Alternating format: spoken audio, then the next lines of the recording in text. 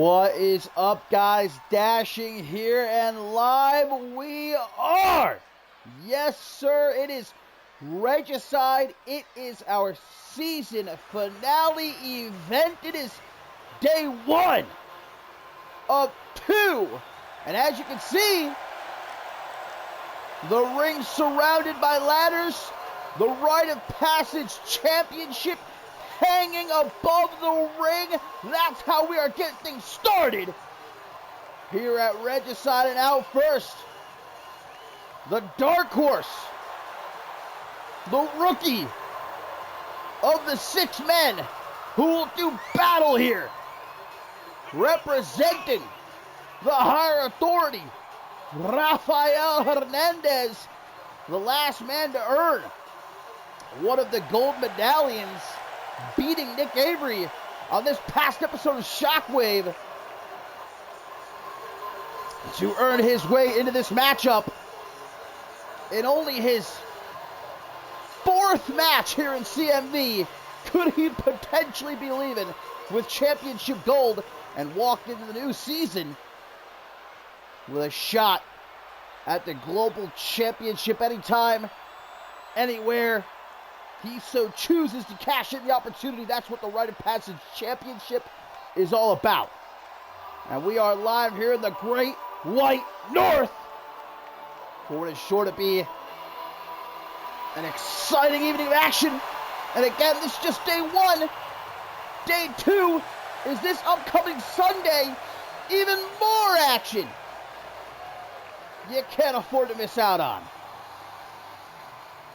And young Ben Stacy making his way out for the back now, guys. And, well, it's still a question as to whether or not Ben Stacy has fully aligned himself with Chris Diamond and the rest of Aurelius. Suntan, 28 months. You madman. You lunatic. Some might even say. Bless.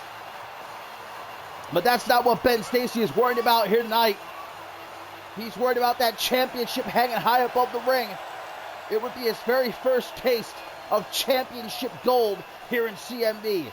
Finally an opportunity to break out for Ben Stacy. After what is overall, I'd say, been a great season for this young man. And guys, remember, this is technically the end of the active season here in CMV, but coming at the end of February, beginning of March, we have that special event, the Showdown, Slate versus Spade. But indeed, here at Regicide, this is where every single championship in CMV is going to be on the line. And the landscape of CMV is going to change going into the brand new season.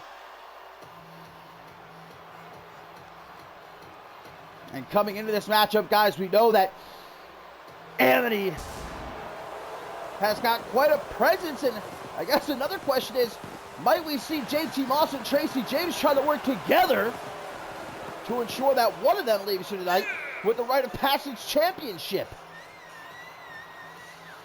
Could be a great event overall for Amity. We know they'll be defending the Octane Tag Team Championship gold on day 2 against Hellfire in a 2 out of 3 falls Extreme Rules match. But what a great opportunity for this young kid, JT Moss, looking for his first taste of championship gold. And again, it's a ladder match. There's no pins, no submissions, no countouts, no disqualifications. You got to set up a ladder. You got to climb it. You got to unhook the championship that's hanging above the ring.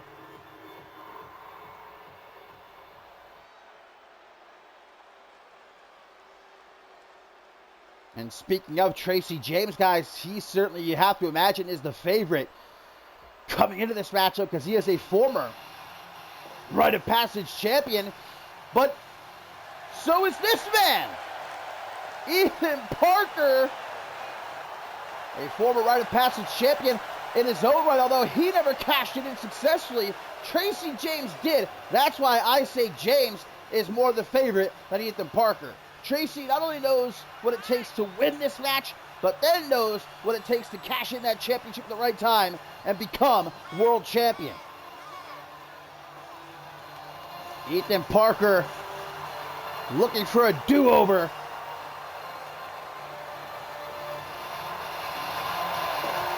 And only one man prior has held the Rite of Passage Championship twice, that man being Morgan, who later on tonight challenges the Earl for the CMV Global Championship.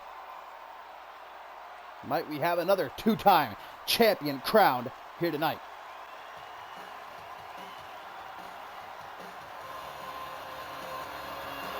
And the man himself, the former global champion, he's healthy. He's got friends. But his friendship, at least with JT Moss, might be tested in this matchup. Only one man can leave with the gold, baby. Oh, look at the 18-inch python, brother. Will those muscles be of help for Tracy James in this type of matchup, though? There's always the argument. You got to imagine going into a ladder match, someone quicker, someone more agile is going to have the better odds. But Tracy James, he's feeling good, and why wouldn't he be feeling good? Amity with the Tag Team Championship gold, looking to keep it that way come day 2. But right now, it's about that Rite of Passage Championship. The last time Tracy James won the Rite of Passage Championship, cashed in to become global champion, well, he wasn't known as Tracy James at that time. I'll tell you what, I'd love to see the real Tracy James with that Rite of Passage Championship. 19 months, Ted! You loon, bless for the sub. And last but most certainly not least, a man who has never held the Rite of Passage Championship, but a former world champion. The Rat in the Hat, who might feel right at home in this type of matchup, a ladder match.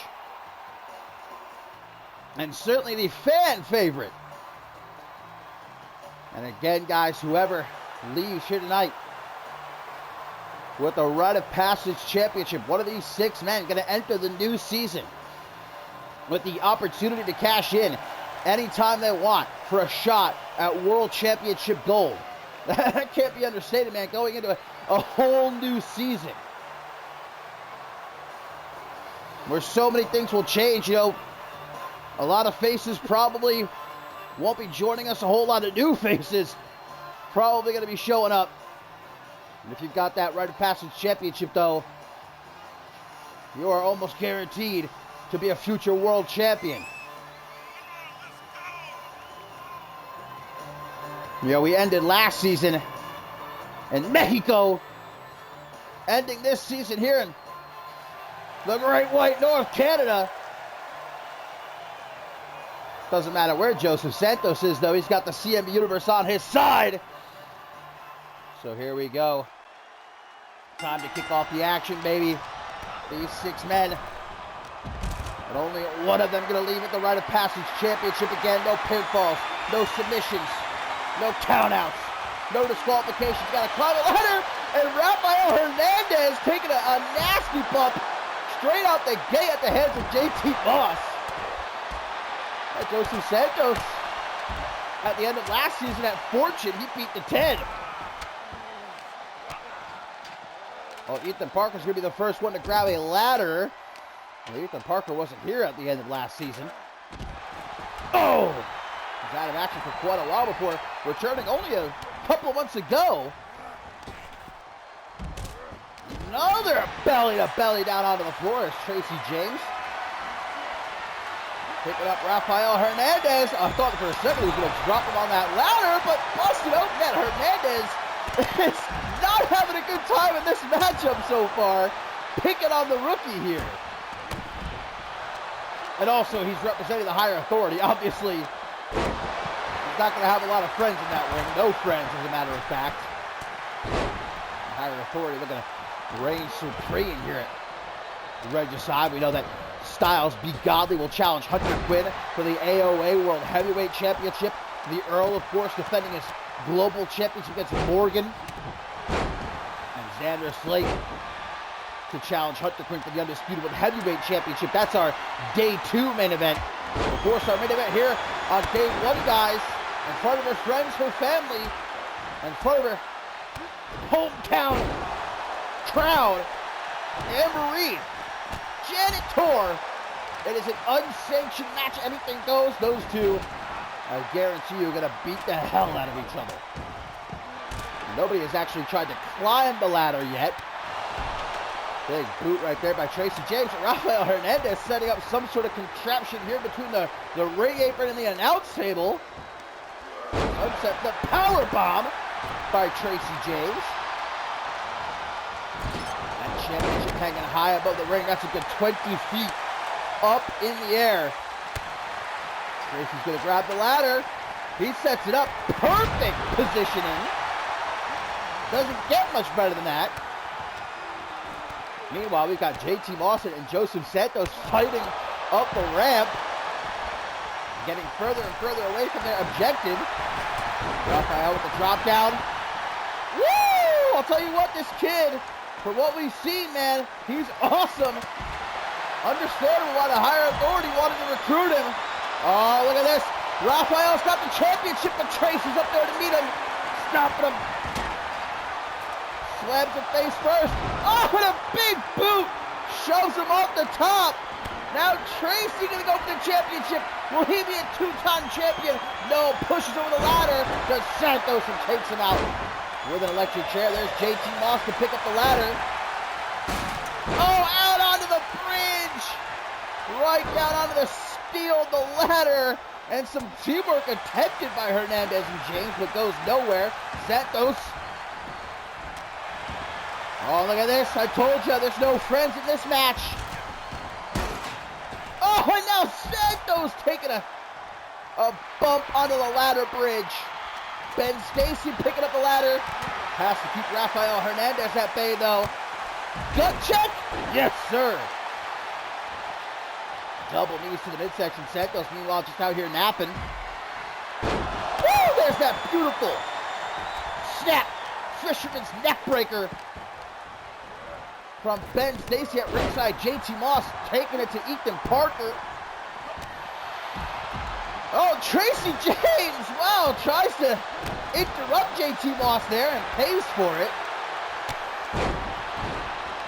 Beautiful leg lariat from the Rat in the Hat takes out Rafael Hernandez to get a bit cheeky.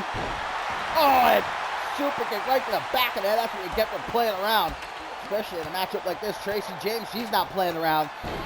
He picks up that ladder, puts it in the corner. Not going to win the matchup with the ladder over there. Oh, and now Ben Stacy, oh man. I thought he was going to land on top of the ladder. Looks like he might have clipped his ankle on it.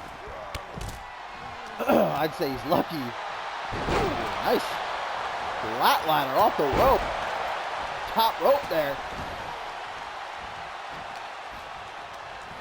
Ben Stacy tossing James into the corner. JT Moss though going to come to the aid of Tracy James.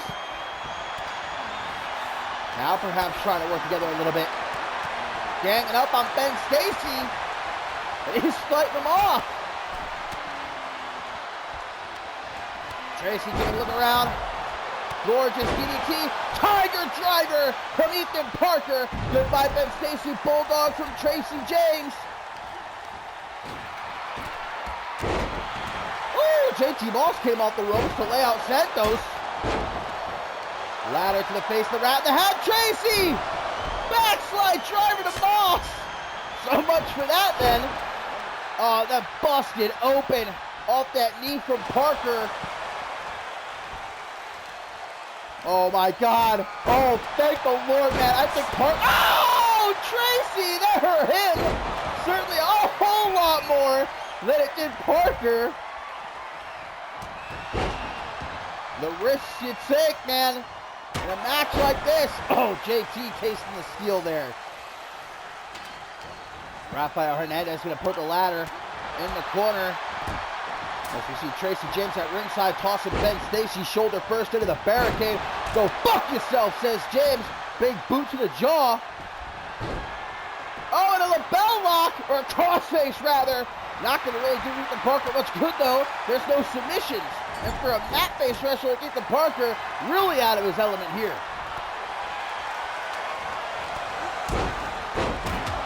Oh, the rolling cacao kick from James, who's bleeding really bad at this point.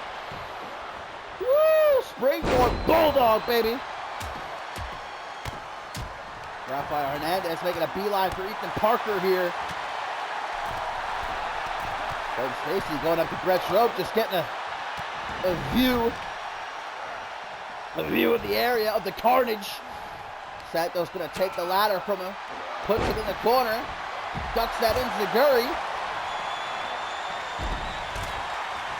I can quite honestly see any one of these guys leaving this matchup as Rite of Passage champion. Again, the favorite has got to be Tracy James, a former Rite of Passage champion. There goes Santos again out onto the ladder. 21 from JT Moss to Hernandez at ringside.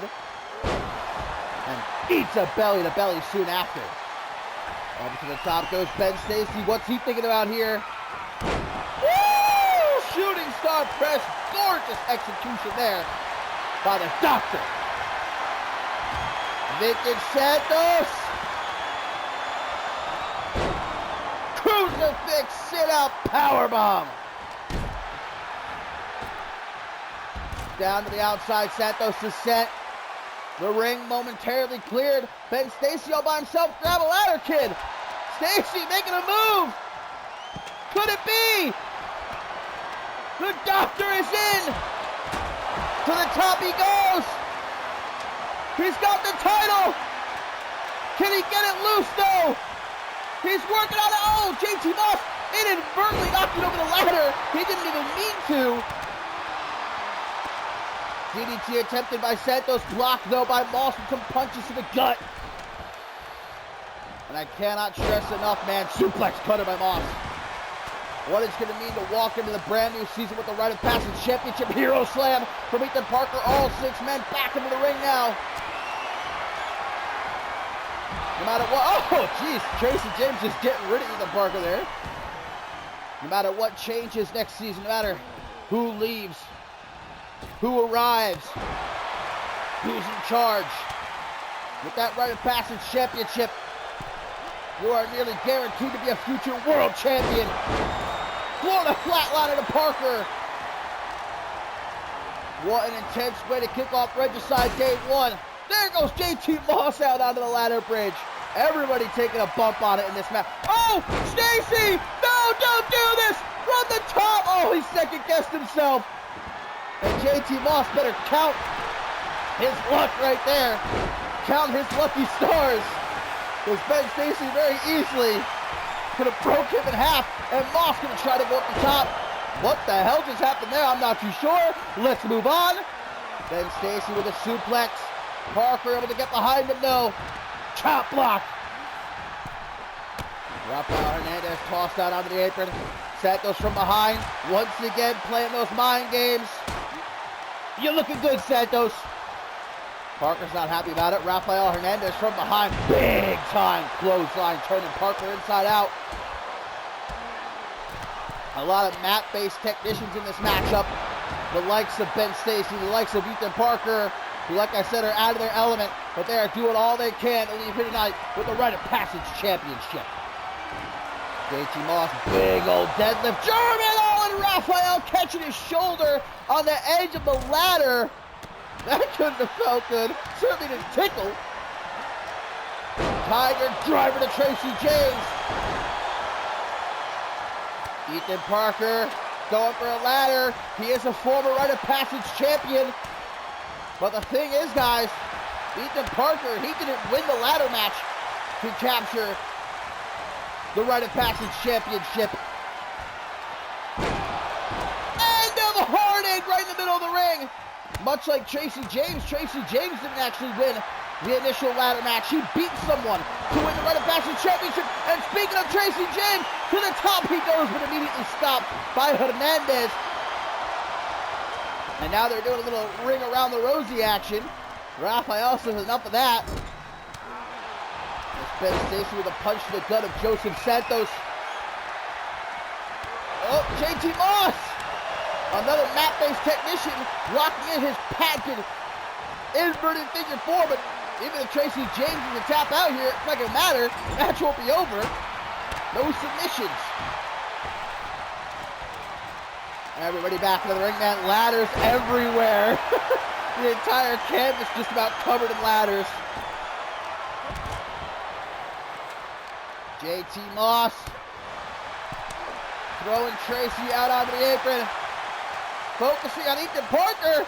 Lining up his shot. Boom! What a knee! God damn, there goes Tracy to the outside. See you, bye. Nice job by Rafael Hernandez. What is Joseph Santos looking for? A kendo stick, okay. Hey, no disqualifications. You don't have to only use ladders.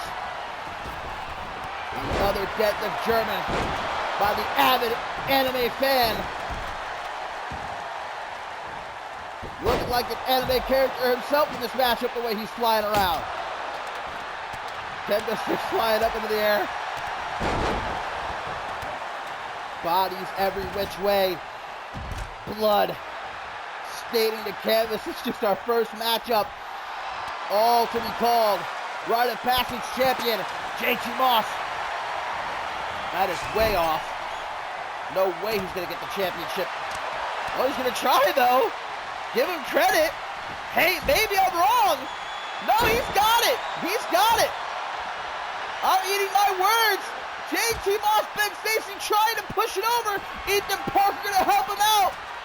He's still hanging on. Powerbomb by Hernandez.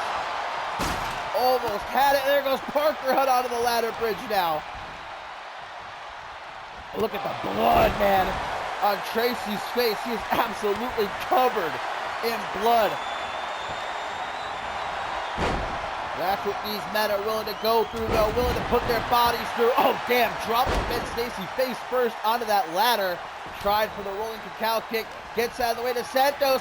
Looking again for the sit-out crucifix powerbomb. Former global champion, the former global champion there. Never forget that amazing triple threat match last season between Tracy James, Joseph Santos, and the Ted. A lot of history between James and Santos. Blood, blood, blood indeed. It is a bloody affair. But that blood must be spilled. Only one man is going to lead this matchup with the Rite of Passage Championship. Everybody in the ring. Ben Stacy maybe looking for a TKO. Countered though by Parker into a reverse DDT. JT Moss thinking about continuing to beat down on Tracy James there at ringside. Decided against it though. Instead that tilt-a-whirl face buster. That championship at this point, guys, hanging on. Just barely. I think the next person to put hands on it is going to leave. Regicide, Rite of Passage champion, mark my words. Who can get that ladder set up? Who can climb it? Hurricanrana by Santos. Ben Stacy just tries to recuperate what he can in the corner. DDT for Tracy James. Santos over here by the announce table, talking his shit, running his mouth, deciding to excuse me. It's this climate here in Canada, man. I haven't adjusted just yet, pardon me. Now JT Moss has that inverted figure four of his locked in once again, but even if Ben Stacy taps, the match won't be over. But I'll tell you what, doing a lot of damage to Stacy's legs, gonna make it harder for him to try and climb the ladder, that's for sure. Yeah, I'm allergic to Santos, man. He came over here, I started sneezing. Big old forearm, dropping Moss Parker from behind. Rafael Hernandez with a sunset flip powerbomb. There's Tracy James. Where is he going? Jumping on the ladder. You know, that's supposed to be bad luck, Tracy. Maybe not the best idea. Oh, Santos has that kendo stick again. Tracy James. I don't think so. Oh my God. JT Moss dropped on the ladder. How is he back to his feet already? Oh, there's Rafael with that high knee of his.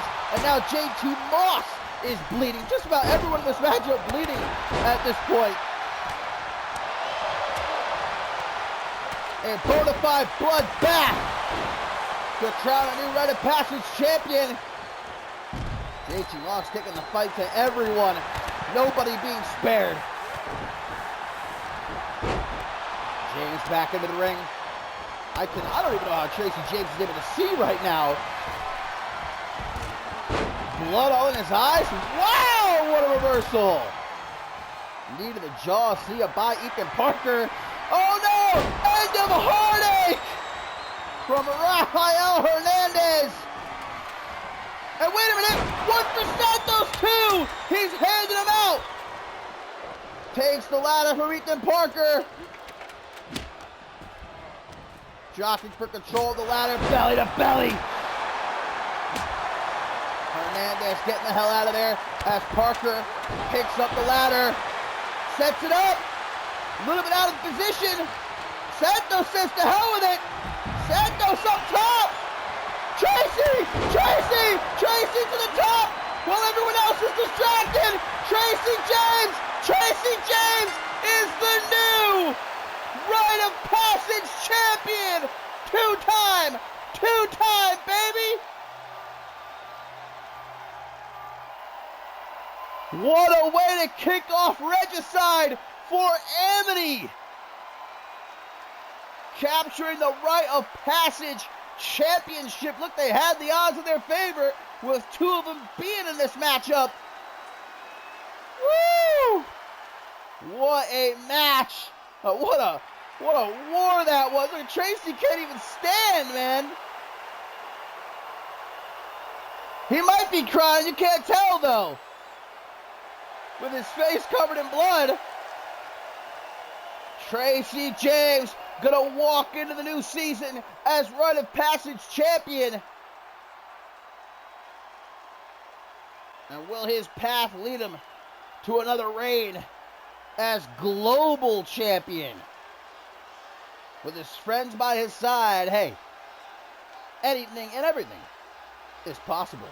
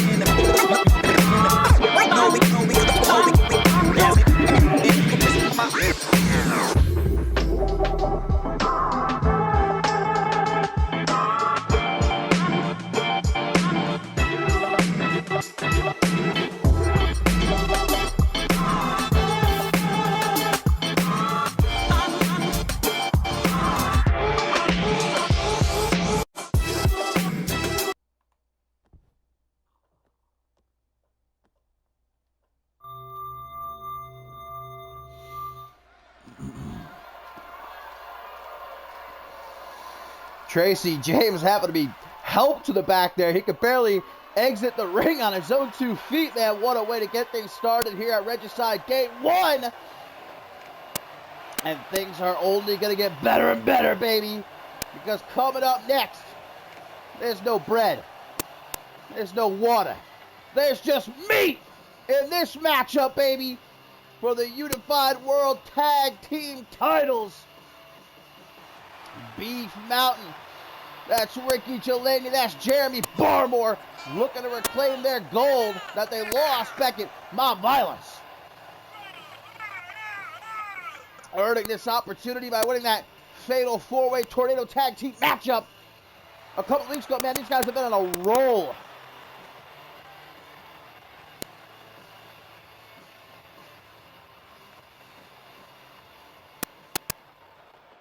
And you wonder what the strategy is going to be.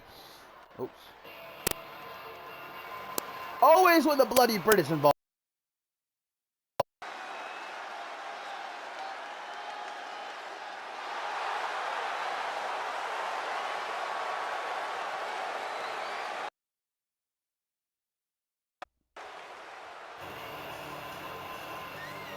Check, check. Hopefully that's better. As I was going to say, I got to wonder what the strategy is here, guys, for the Allied Powers. For Killian Redden for the Bloody Brit, because, of course, Chris Andrews is set to pull double duty here at Regicide. As on day 2 this upcoming Sunday, he will face Hunter Quinn for the NGW World Championship. So does Britt go all out here and potentially jeopardize himself in that World Championship match? Or does he hold back here, try to reserve some part of himself to face Hunter Quinn, but then potentially cost he and Killian Red this matchup here? Well, if I know the Bloody Brit, and I believe I do, better than most people, unfortunately,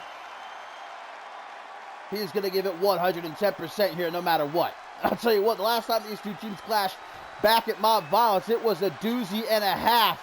They beat the piss out of each other, and I'm sure they're going to do it again here tonight.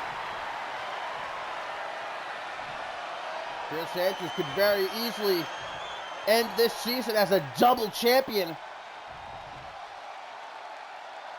speaking of Hunter Quinn, guys, he makes his first of 3 championship defenses here at Regicide. Up next, as he defends the AOA World Heavyweight Championship against the higher authorities enforcer, Styles Be Godly. But right now, it's about the Unified World Tag Team Championship. Beef Mountain looking for a second run with the gold. The Allied Powers not looking to let that happen. It's a whole lot of meat, baby! And of course, Tornado Tag Team rules. No tags necessary. No countouts. Pin or submission in the ring to win. Big splash from Killian Red.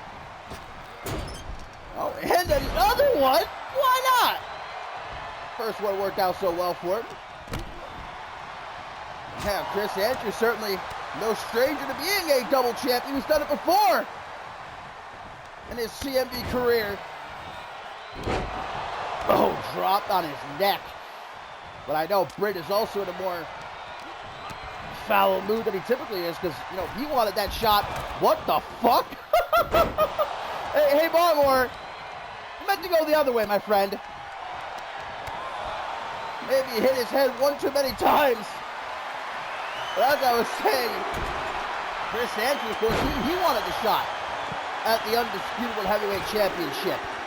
But of course, Pat LaFame struck the deal with Xander Slate. And so he's the one that would be facing Hunter Quinn in the main event of day 2 this upcoming Sunday. And Pat LaFame instead giving Chris Andrews the shot at the NGW World Championship. Not that that's anything to sneeze at, but Chris Andrews, man, he wants that undisputed World Heavyweight Championship. That's what he wants. That's what he craves. Oh, pin here by Jelani in the ring. I was hoping it wouldn't be over that quickly.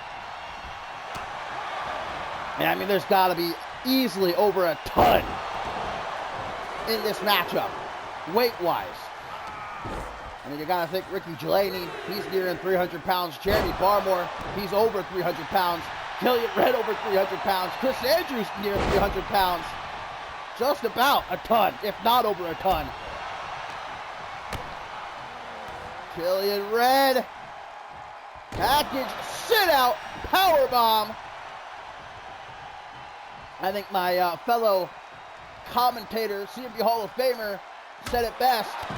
If there's a way to hit a powerbomb, Killian Red knows how to hit it. And of course, I'm talking about Jason Spade, who comes out of retirement, my friends, in just a couple of weeks. The showdown, Slate versus Spade. This is Spade's first matchup in over 6 months. The question is, will Xander Slate be walking into that matchup as undisputed World Heavyweight Champion? That's what we'll find out this Sunday. Day 2 of Regicide. Damn, power slam right there by Chris Andrews. And look at this now, Barmore and Andrews into the ring at the exact same time. Barmore to strike first. Not too sure what to do with Chris Andrews here. Barmore's acting a little bit funky in this match. Oh, and Britt's gonna take advantage. Spinning power slam, Jelani sees it. Not even a 1 count for the Bloody Brit. Killian Red taking his time, getting back into the ring here, allowing Chris Andrews to be mauled. He's seen enough. Killian Red, damn. Tossing Jelani out of the corner. Dare I say, like it ain't no thing, but a chicken ring. Oh no! Well, guys, someone get Barmore out of that ring. What is he doing now? From the top! Oh! Killian Red! Catching him out of the air! Into a power slam, down onto the floor. And now a Lion Tamer, where this falls count anywhere. This match might be over right now. I don't know, Barmore hit his head or something on the way out here. He needs to check himself. Snap back to reality, because he is dropping the ball so far. Nasty punches from Chris Andrews. The last thing you want to allow is Andrews to start hitting you like that. What else but a powerbomb from Killian Red.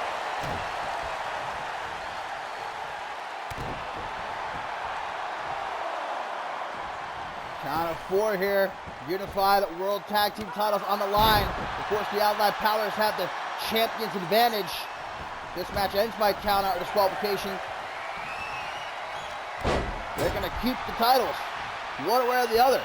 For Beef Mountain, they got to win by pin or submission in the ring, and that's exactly what Jelani is looking to do here. Trying for Dangerous Queen's revenge, but Killian Red saw it coming.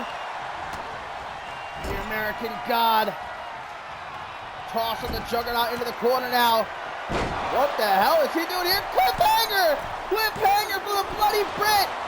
But a kick out. Wait a second, Killian Red! Oh my God! A powerbomb from off the top rope. 1, 2. There's no way. Ricky Jelani kicking out. Oh no! Killian Red said, I don't think so, brother! Sit out powerbomb! That'll do it! 1, 2! What the hell is Ricky Jelani made of? But Killian Red! He is just not having it! Jelani somehow still in the fight. 110th Street Slam. Desperation hooks the leg. Could it possibly be enough? So close, but Jelani's not giving up. Killian Red is hurt. Dangerous Queen's Revenge. New champions. 1, 2, kick out. The shoulder claw of doom.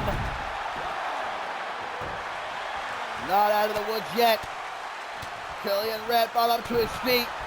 As we see at ringside, Jeremy Barmore bashing in the face of the Bloody Brit pop-up powerbomb by Red. Wait a minute. Rallying the fans here in attendance. We might be in Canada, but the American-made man with those USA stomps follows it up. Deadlift powerbomb. Final flash knee. Britt with the power slam. He says it's over, but he ain't done.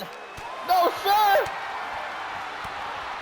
What is Killian Red trying to do here? Ricky Delaney wants none of it. Everybody to ringside now.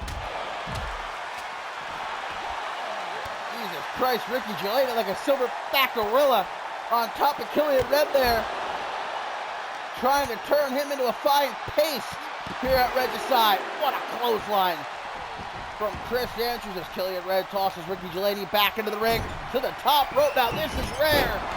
Oh, Killian! Killian takes out the ref! Killian Red just damn near decapitated the referee just as Chris Andrews hits the cliffhanger, but he obviously can't go for the pin. Revenge gets countered. Power slam by Barmore. That is why Killian Red does not go to the top rope very often. It doesn't work out for him typically. Now the pin from Chris Andrews. A little too late though, and the ref is hurt. She's counting, but counting real slow, but it's still gonna be enough. The Allied Powers still the unified World Tag Team Champions, and that's one match down for the Bloody Brit, 1 to go. Can he end the season as a double champion? Come this Sunday, day 2, he faces Hunter Quinn for the NGW World Championship, but coming up next, Hunter Quinn defends the AOA World Heavyweight Championship against Styles B. Godley. Yeah, Killian Red nearly cost the Allied Powers this matchup. Luckily, Britt able to pick up the slack there in the end. And that's what teamwork is all about.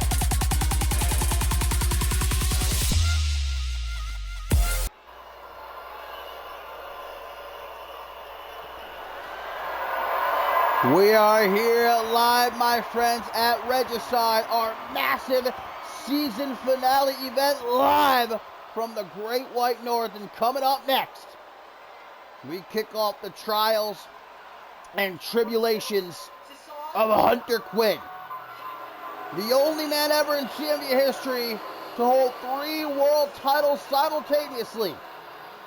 But Pat LaFave here at Regicide is making him defend not 1, not 2, but 3 world titles. And the first is the AOA World Heavyweight Championship, and he must defend it against that man. And I use, the word man very loosely. The undefeated behemoth, the enforcer of the higher authority guys, who wasn't even handed this opportunity like you might have thought. Not just given the shot by Pat LaFave. No, he won a fatal 4-way match to earn this shot at Hunter Quinn here tonight. And will the result of this matchup tell us all we need to know going into day 2 of Regicide this Sunday, where Hunter Quinn defends the NGW World Championship against Chris Andrews, and then, of course, the undisputed World Heavyweight Championship against Xander Slate. Guys, a very real possibility that Hunter Quinn leaves Regicide, ends this season without a single championship to his name, and that's exactly what Pat LaFave wants. There's an opportunity here, guys, for Hunter Quinn to set the tone, to be the first man to defeat Styles Be Godly, to prove that he can't be beaten. And you had to know that Godly wasn't going to be coming out here alone, though, of course, the speaker for the higher authority, Bobby Lee Studd, in his corner, as if the odds weren't already stacked against Hunter Quinn. But the King of Kings, the man atop the mountain, he's not backing down. He looked Pat LaFave in the eyes, and he said, bring it on. And even when Pat LaFave offered him the chance to bend the knee, to kiss the ring, Hunter Quinn spit in his face, hit him below the belt, and said, the day I bend the knee will be the day I die. Hunter Quinn, if he's going to go down, he's going to go down fighting. And that is the championship that's on the line here. The AOA World Heavyweight Championship. And I said it on Shockwave that of the 3 world titles this man holds, the AOA World Heavyweight Championship meaning the most to Hunter Quinn. AOA is where he got his start. It's where he came up. To hold that championship means a lot to Hunter Quinn. And if he loses it here, going into that match with a bloody break, going into that match with Xander Slate, you have to imagine Hunter Quinn, his morale is going to take a big hit. Like I said, this is going to set the tone for the rest of Regicide.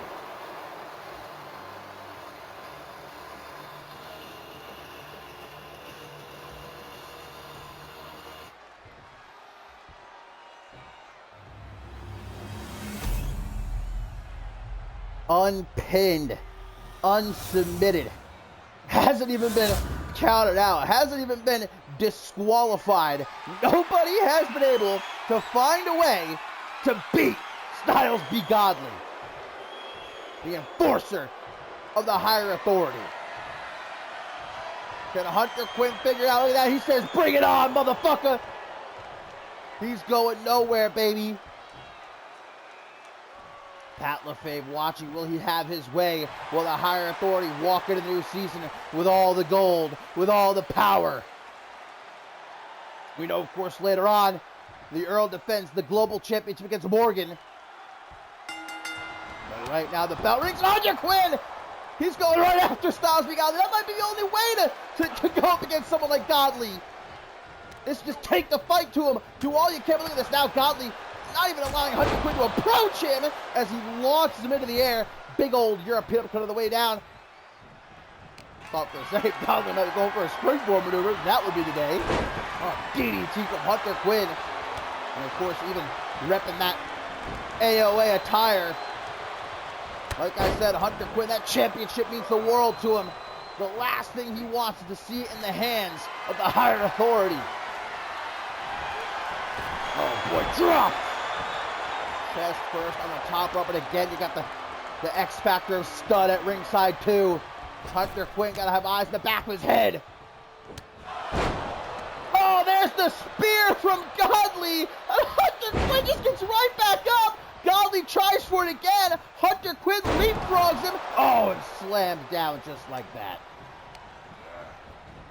You got to imagine, too, Chris Andrews, Xander Slate, both of them watching this matchup, hoping that, I'm sure, Hunter Quinn loses, so that he doesn't go into those other matches with momentum on his side. Oh, man, Styles B. Godly swinging Hunter Quinn around like a ragdoll. Big punch to the back. Yes, baby, we are live here at Regicide, our season finale event. Another giant swing, man. Hunter Quinn, he's not some small guy. He's a big son of a gun in his own right. That's just the power of Styles B. Godly. Of course, still to come here on day one of Regicide. Up next, it's going to be Mr. Green. Solace. Finally, one-on-one and inside of a steel cage. We've also got that massive 8-woman tag team matchup as Tailcoat Val has brought her arsenal to go to war with the Uncut Gems and Ellie Quinn. Not to mention Knights challenging Josh Wolf for the Anarchy Championship. Morgan to face the Earl for the Global Championship, and in our main event, the unsanctioned match as Amber Reed and Janet Tor look to beat the hell out of each other. But right now, guys, remember, Hunter Quinn has the champion's advantage. At the count of 9, back into the ring. Styles B. Godly, he's got to either pin or submit Hunter Quinn in the ring to win the AOA World Heavyweight Championship.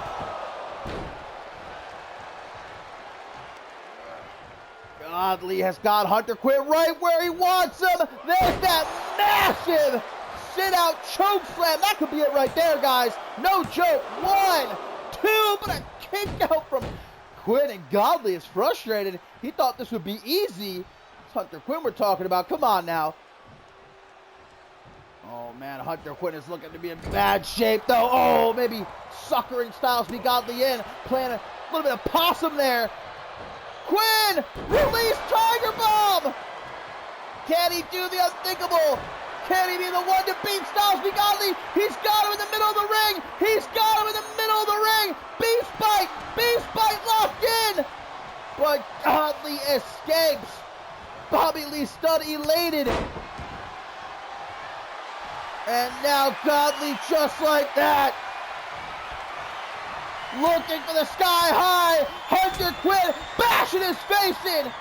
Saying, not so fast, mi amigo. Headbutt. And again. A third time. Godly against the ropes. He's struggling right now, but he fights back. Walking him over the ropes. Again. Gives him a taste of the top rope there. What is Studd doing? Keep your eyes on Bobby Lee Studd. The speaker has just thrown a steel chair into the ring, trying to assist Godly. But this fight now going to spill to the outside. And once more, remember, Hunter Quinn has the champion's advantage. If this match ends by count-out or disqualification, Hunter Quinn retains the AOA World Heavyweight Championship. Oh no, Godly. The F5! That's more like an F8, maybe even an F10. Forget about it. Bobby Lee Studd tried to distract Hunter Quinn here, but I don't think anything can distract Hunter Quinn. Back and forth between these two. Big boot to the chest. We're at the count of 6 right now. And Godly's just taking his time, dismantling the Hellhound. But it's not such an easy task. The Enforcer is learning here. There's a whole lot of fight and a whole lot of heart in Hunter Quinn.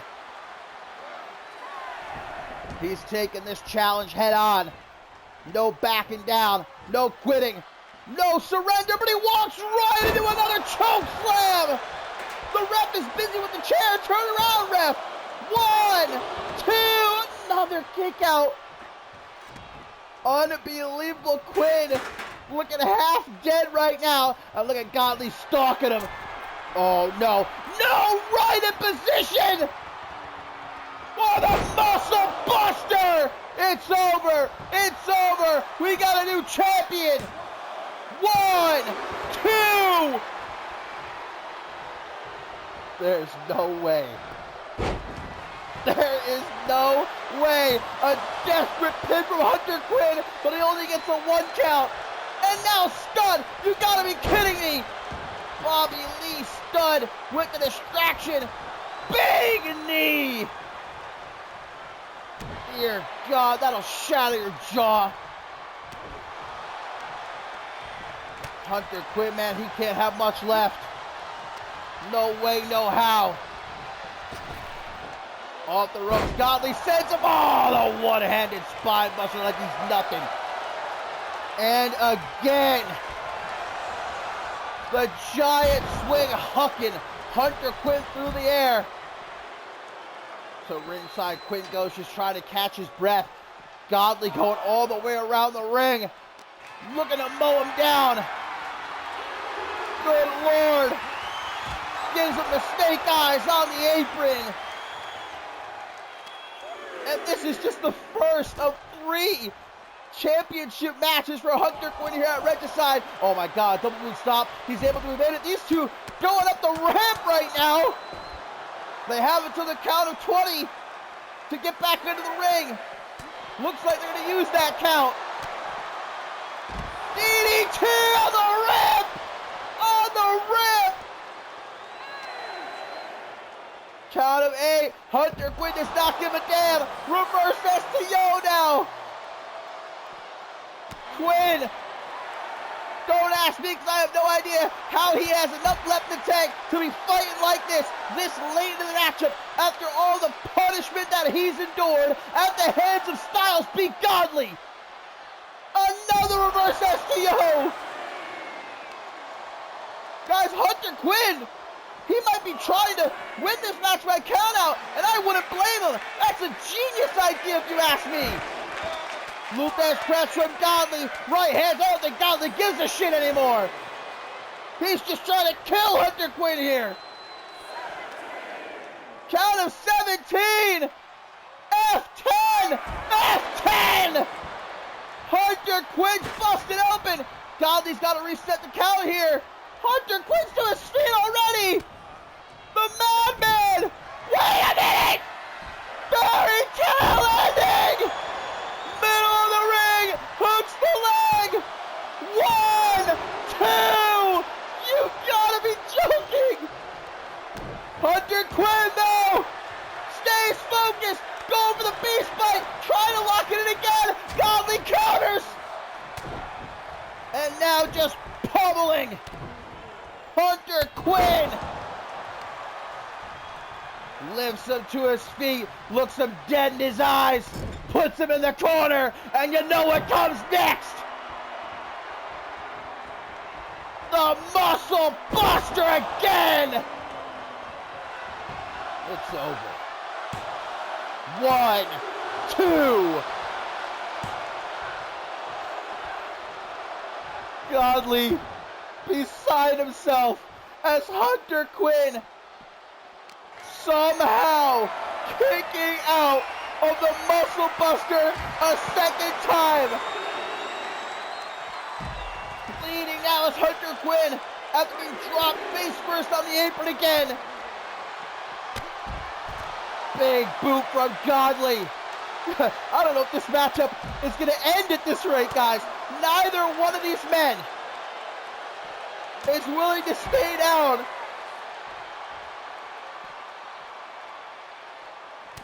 That's how much being AOA World Heavyweight Champion means to Hunter Quinn. Oh God, digging his nails into that flesh wound. The claw slam on the floor. Trying to count up 9 as Godley now throws Hunter Quinn ribs first into the steel steps. And again, just brutalizing the hellhound here. Tossing him hither and yon. Godley back into the ring.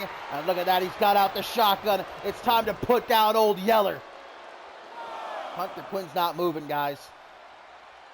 He is completely and utterly out of it. Or maybe not! Still some life left in Hunter Quinn! Reverse STO is his go-to in this match. And it's working. Into the barricade, Godley is set. Hunter Quinn, what is he cooking up here? Dropping Godley ribs first on top of the barricade. Quinn unleashing a vicious combination. You are seeing right here why nobody has been able to defeat Styles P. Godley. Hunter Quinn has thrown absolutely everything, and that's including the kitchen sink at this man, and it has not been enough. Wait a minute, what's the count at here, guys? We're at the count of 13. We're getting into dangerous territory again. Hunter Quinn, I would not blame him for trying to win this match by count out. You know, if you're Chris Andrews or Xander Slate watching this matchup right now, you're licking your lips. Hunter Quinn, how is he going to have anything left this Sunday? Oh, Bobby Lee Stud, come on. Like we need your bullshit at this point. Back into the ring. Hunter Quinn, it might be a last-ditch effort for the Hellhound here. Dragging him away from the ropes. Hunter Quinn, I believe he's looking to lock in the Beast Bite again. But Stud, no, Quinn, don't fall for it. Styles beat Godley, trying to take advantage. Hunter Quinn, though, with a knee to the jaw, into the pin. 1, 2. What's it gonna take? Can it be done? Is it possible? Hunter Quinn thinking so. Tiger Driver! Dragging him away. Right in front of Bobby Lee Stud. Wants him to watch. Wants Pat LaFave to watch. Wants the world to watch. Fairy tale ending. 1, 2.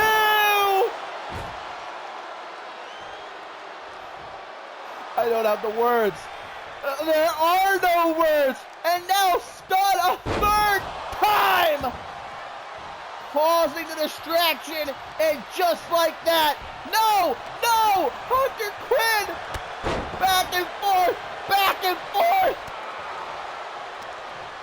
Godley, sending Quinn off the ropes, shot to the gut, gonna suck the air right up out of Hunter Quinn, tit for tat, choke slam,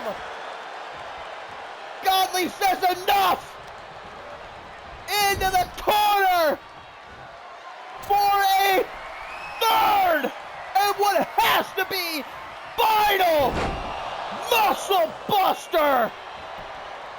Count it, ref. 1, 2, 3. Styles P. Godley is the new AOA World Heavyweight Champion. And that might genuinely be one of the greatest matches that I have seen in CMV history. What a match. No quit in either man.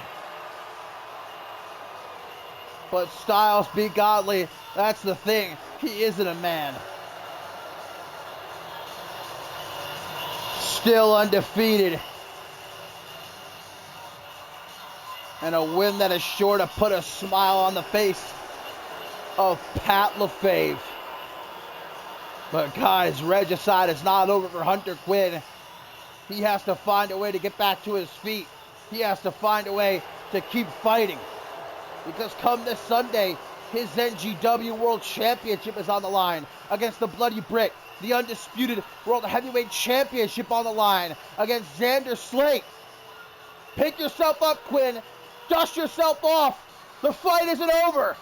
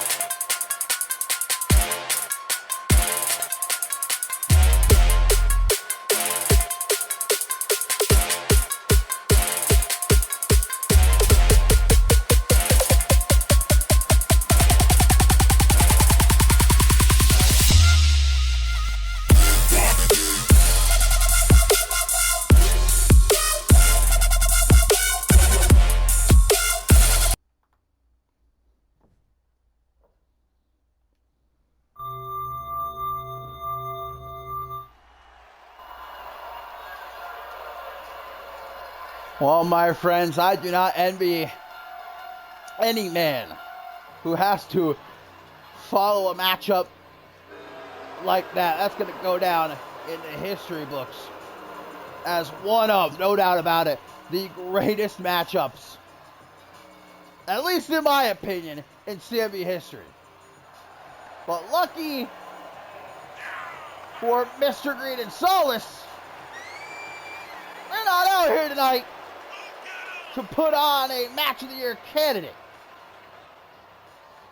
No. Solace is out here tonight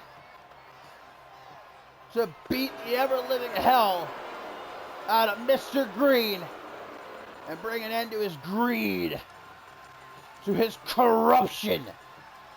The masked vigilante at long last, after months, gonna get his hands one-on-one against Mr. Green. No shenanigans, no tomfoolery. Locked inside of a steel cage. There's going to be no outside interference from First Class. No Stalwart. No Bison the Barbarian. Just these two, face to face. And again, months in the making. You know, we were originally supposed to see these two one-on-one in a ladder match months ago at Never Surrender, but it was on that night that Mr. Green introduced to us all, and, well, specifically to Solace, his new right-hand man, Bison the Barbarian, who brutally attacked Solace, put him out of action for weeks. But Solace did not stay down. No, he came back with a bang, destroying Mr. Green's prized limousine worth millions of dollars, and made it clear that he wasn't going to stop. He was never going to stop. Mr. Green finally agreeing to this one-on-one matchup, and inside of a cage it will be. So the referee rings the bell, and it's time to get it on. You can just see in Solace's eyes. That's all we can see, his eyes. That's all we need to see, though. The fire, the intensity, man. He's going right after Mr. Green.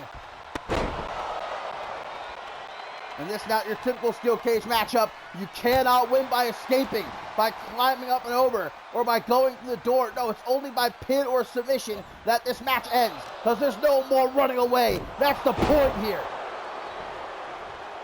And Mr. Green says he doesn't need the muscle. He doesn't need Stalwart. He doesn't need Bison the Barbarian to beat a punk like Solace. The bajillion-dollar champion blasted right there. Solace trying to go off the top rope. Not much room for error inside of a steel cage.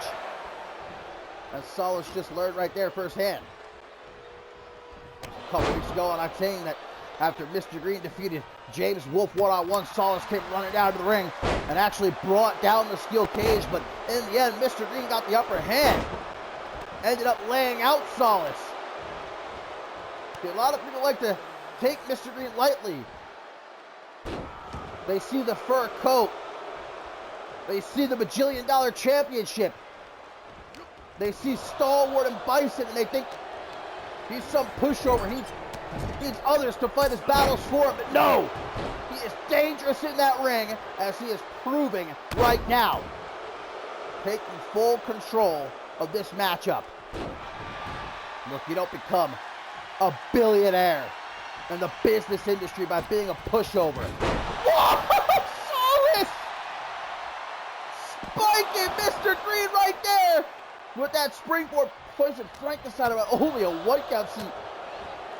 That is some toughness. Now Mr. Green with an electric chair driver. Pinfall attempt of his own. Gets a 2 count, man. That was almost over right there.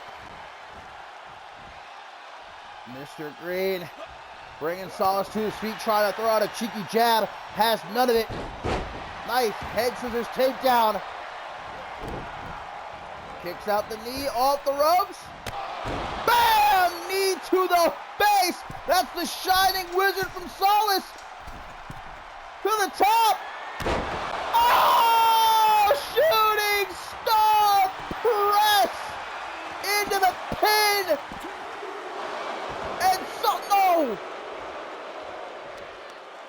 2.999, but look at Solace now. He sees the blood, man.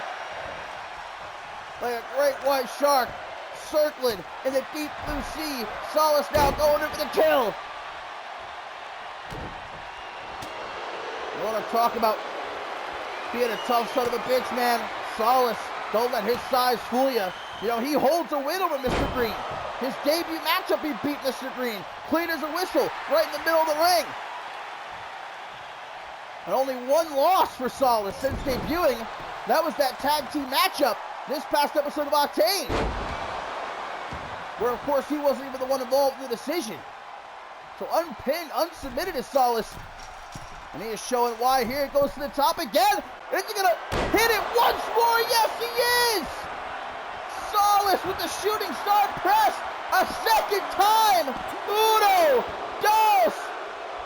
But the tres continuing to elude the masked vigilante. From behind though, Mr. Green not allowing him to go to the ropes again. Boot right between the eyes. And now it's Mr. Green who's looking for blood. Don't forget he's got all those rings on his fingers. Should be illegal. Well, I guess in this matchup it doesn't matter. There's no disqualifications. Bulldog gets countered at the last second. The Paragon of Prosperity, the bajillion-dollar champion, who carved out a name for himself in the business world. Multi-billionaire, but now wants to build his legacy here in CMV. Oh, there goes Solace now busted open. You knew this was going to be a bloody battle. Oh, the rings right to the face again. Solace just will not go down. They're trying to find refuge, man, but there is no refuge inside of a steel cage. That's the thing. There's no running. There's no taking a break. You are surrounded by steel. And Mr. Green, I think, has had just about enough. Looking to pull this thorn out of his side. Check stub. Hooks the leg. 1, 2, 3. Mr. Green, at long last, rids himself of the pest that is Solace. Finally gave Solace what he wanted. This one-on-one matchup. No interferences. Straight up man-to-man. And Mr. Green stands victorious.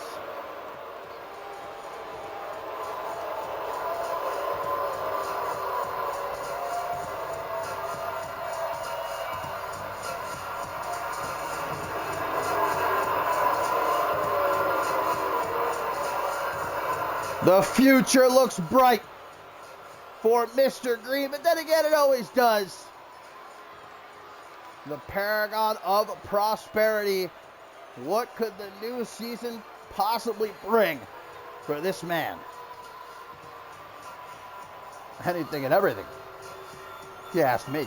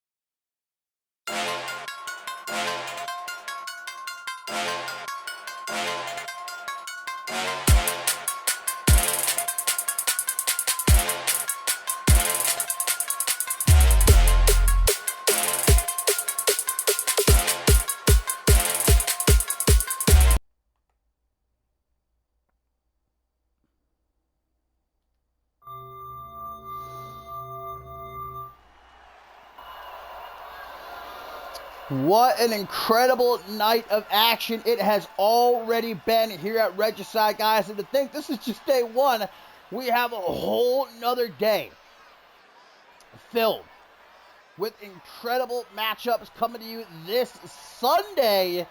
And again, Regicide here brings an end to the active season for CMV, but we still have that special coming up at the end of February, beginning of March.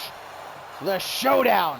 Xander Slate versus Jason Spade. Jason Spade coming out of retirement. His first match in over 6 months as he takes on the OG Dirty Heel Xander Slate. The question being, is Xander Slate going to be undisputable heavyweight champion come that matchup against Jason Spade? We find out, of course, this Sunday. But up next, here at day one at Regicide, it's time for 8-woman tag team action.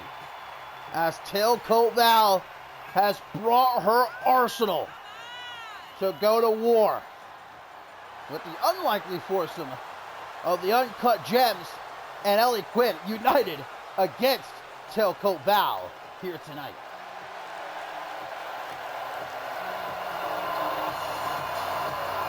Isabella Almas, still the Rising Star champion, of course, successfully retaining that championship this past episode of Octane against a game Alexia Diamond. But again, it was the numbers game that caught up to Alexia Diamond in that matchup.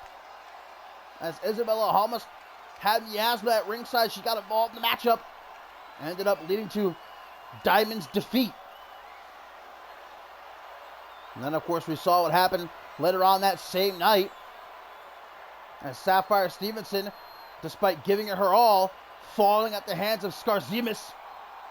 And then post-matchup, she and Sleepy Joe with a steel chair in hand attempting to take out Sapphire Stevenson, but she was saved by a most unlikely ally in Ellie Quinn.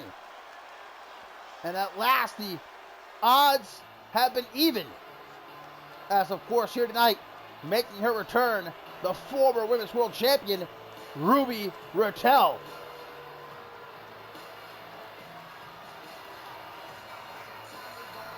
And get yourself a good look at that woman right there.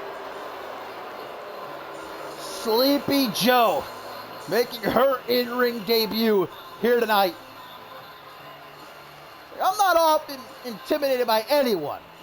All right, I think we all know that. But I'm not ashamed to admit, Sleepy Joe, I want to stay as far away from her as humanly possible. Along with Skarzimis and Miasma. The puppets of Tailcoat Val, you know, can't be very far. One can never truly get into the mind of Tailcoat Val. Understand what she's thinking. Why has she decided to make her move here at the end of the season after being, for a good while, kind of silent? We hadn't heard from her for a minute and a half before she returned to the Women's Royal Rumble match at Mob Violence. And it's not even just the Uncut Gems and Ellie Quinn that Val has set her sights on. We know that she's also been playing around with Leon Gata. Again, I say, I don't think there's a single soul who can really understand what goes through the mind of Tailcoat Val, what she's planning on any given time. But of course, we all know just how dangerous she is. But now she sees that maybe things aren't going to be as easy as she originally expected. This unlikely alliance between the Uncut Gems and Ellie Quinn. It's not the first time in CMV history we've seen an unlikely group come together to fight against Tailcoat Val. But how good is it to see Ruby Raquel back in action for the first time since being brutally attacked by Isabella Almas over a month ago, stripped of her Women's World Championship as a result. had to sit back and watch as the championship she never lost was fought for in that fatal four-way match at Validation, of course, won by Maggie Shaw, who defends it against RBW during day 2 of Regicide this upcoming Sunday. But now Ruby Raquel, she's back to 100%, and she is here tonight to dish out some punishment, to get some payback, alongside Sapphire Stevenson and Alexia Diamond. The Uncut Gems back to full strength. But even they knew that it wasn't going to be enough. In order to truly even the odds, they had to find themselves a partner.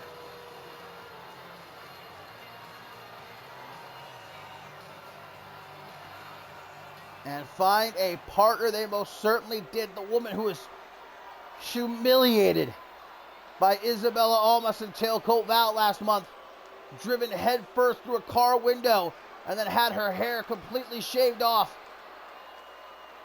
Ellie Quinn, the two-time Women's World Champion, back to action here at Regicide. And you want to talk about a mean streak, man? I swear to God, I thought Ellie Quinn, I didn't think anything was going to stop her from hunting down Tailcoat Val this past episode of Octane, from finding her, from ripping her head clean off. But it was actually Ruby Raquel who calmed Ellie Quinn down, who said, hey, at Regicide, we'll take the fight straight to Tailcoat Val and her puppets. Ellie Quinn, she didn't really have a choice. Because as talented as she is, man, going against Tailcoat Val's arsenal, you can't do it on your own.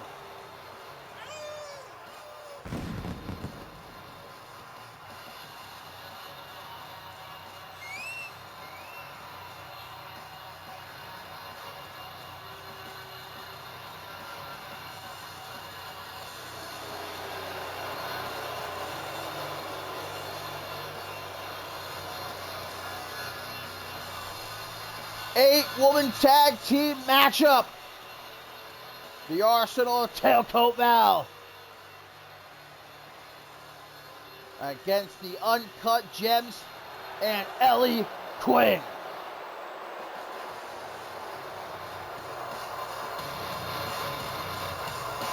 And this is not elimination style.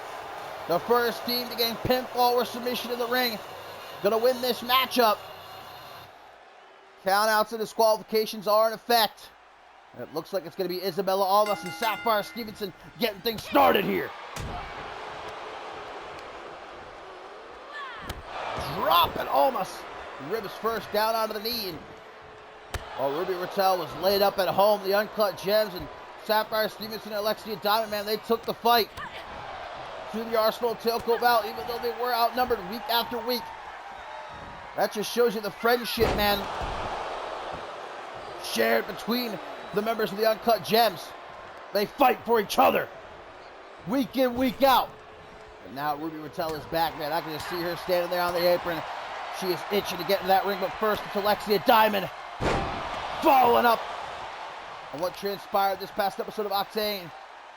So close was Diamond to capturing that Rising Star Championship, but thanks to the interferences by Miasma, was not the case.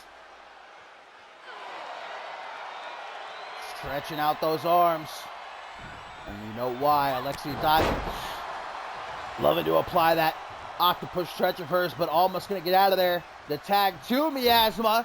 And Diamond, I'm sure, looking forward to getting hands on Miasma here, but his head gets a foot to the face. Double boot stomp to the extended arm again. Val, wherever she might be in one of her dark dungeons, watching, taking her notes. What does she make of this alliance between the Uncut Gems and Ellie Quinn? I say again, it's not the first time a strange group of individuals have come together here in CMV to wage war against Tailcoat Val. Far from the first time, as a matter of fact. Val just might have the longest list of enemies in CMV history. To Bretrope goes the animalistic miasma, stalking Alexia Diamond. And it's got to be a strategy in a matchup like this to try and isolate one member of the team. Well, it might be over right here. Damn. There it nearly was. What a shame that would have been. Diamond is in trouble, though. She needs to make the tag. The tag is made to Skarzimis.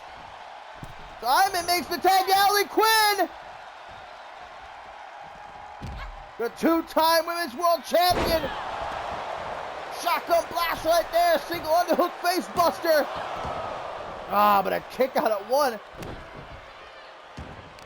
Stomp to the lower back. Allie Quinn, who hasn't had the best season. She'd be the first to admit it. Certainly had a, I'm calling it a downward spiral. I don't know. It doesn't really seem to do it justice. Kind of lost her mind there for a while. But it seems like after what Isabella Almas and Tailcoat Val did to her last month, it's kind of brought her back to reality. The Allie Quinn of old we're seeing here. And she's pissed off. She's looking for revenge. From the top to the outside. Woo-hoo-hoo! What a clothesline from Allie Quinn. Tries to follow it up with maybe a scoop slam down onto the floor, but Skarzimis able to escape. Takes the back of the head and a running elbow to the upper back right there. We saw exactly what Skarzimis is capable of this past episode of Octane. Handily defeating Sapphire Stevenson, and again, if not for Allie Quinn, who knows what she and Sleepy Joe may have done to Stevenson. Look at this now. Brutality on display. God, did you see the way Allie Quinn bent around the LED post there? Oh, that made me cringe, genuinely.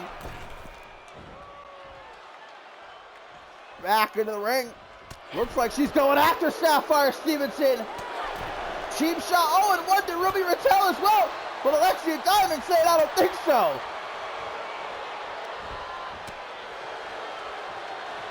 Elbow to the jaw.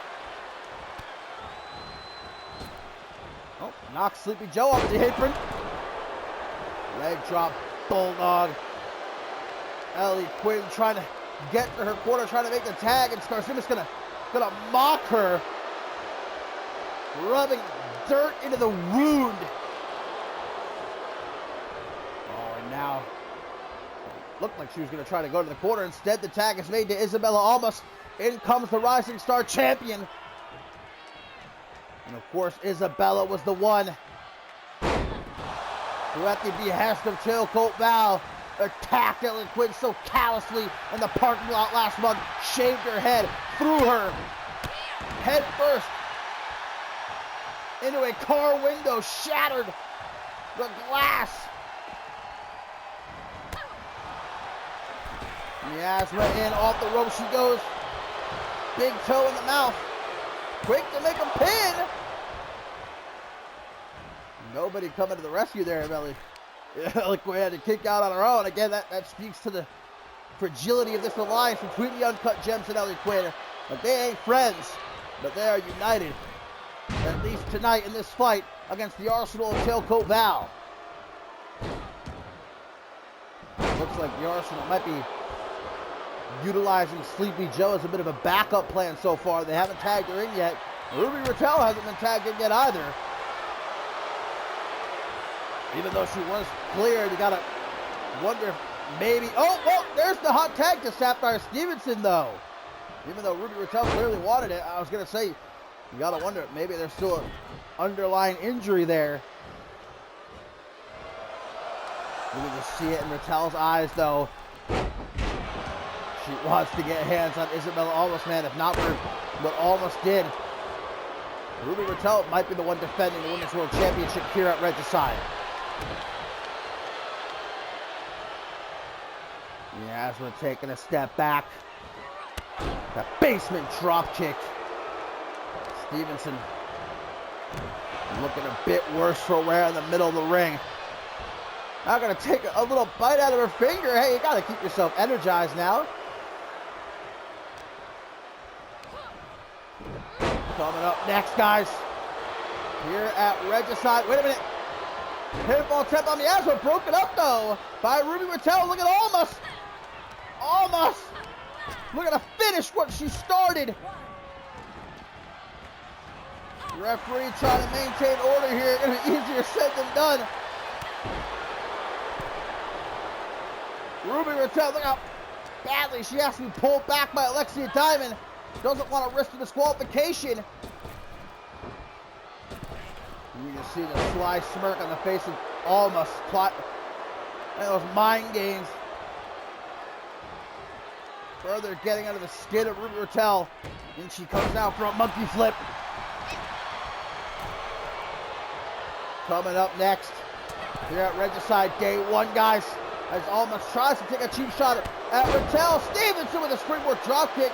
It is Knights, certainly the underdog, challenging Josh Wolf for the Anarchy Championship. And then we've got Morgan facing the Earl for the Global Championship. And of course, it's going to be our main event. Unsanctioned match. That means anything goes as Amber Reed, the hometown hero, takes on Janet Tor. And those two, you can be damn sure, going to beat the hell out of each other here tonight. And there it is. There's the tag. In comes Ruby Raquel. But immediately gets caught by Isabella Almas. The stretching drop. Into the pin. 1, 2. What a shame that would have been right there. Oh, Stevenson. Trying. F5 to Ellie Quinn, taking the bullet for Ruby Raquel there. Raquel has been waiting nearly 2 months to get her hands on Isabella Almas. Big old kick upside the head. But Raquel, look at that, guys. Even Raquel can notice that maybe she isn't fully healed just yet, even though she was cleared by the doctors. Making that tag. Better safe than sorry. Oh, well, A for effort there, but leaves herself open, and Stevenson pump handle driver to Star Zimus. Tag made to Alexia Diamond. Tries to get back to her feet. Diamond right there waiting for her. Going after that arm. Don't be surprised if she tries to tear it right off. The ferociousness of Alexia Diamond, well documented over the years. Stevenson brought right back in. Star Zimus the one who needs to make a tag right about now, though. Stevenson saying, how do you do to her tag team partners? Watch out, Ellie Quinn. Lucha Ting from Stevenson. I said it once, I say it again. I've been uber impressed with Sapphire Stevenson from the corner off that double boot stomp we've seen before. Hooks the leg, but not even a 1 count as Almas is there to make the save.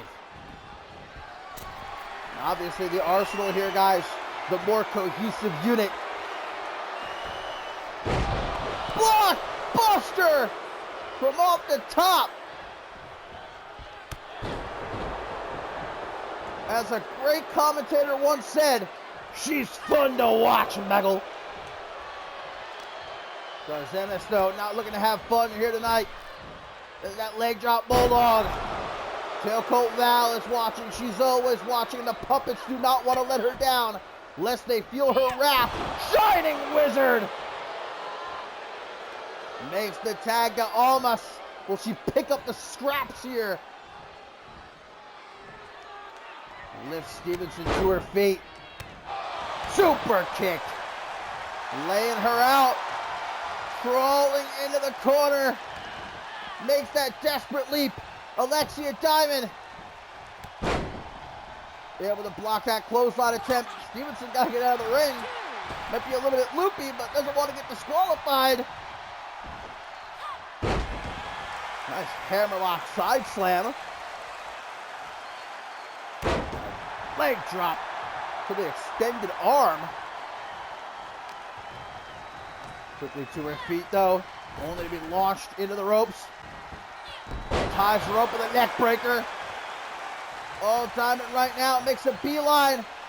Ruby Raquel with her chance again for revenge here. Double knees to the back of the head. No, almost saw it coming.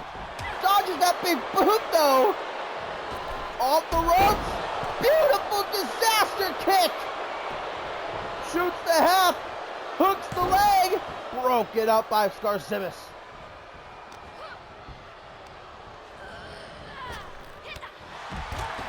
Throwing her right into Sleepy Joe, who again, guys, we have not even seen tagged in yet. Selena Del Sol by the Rising Star Champion.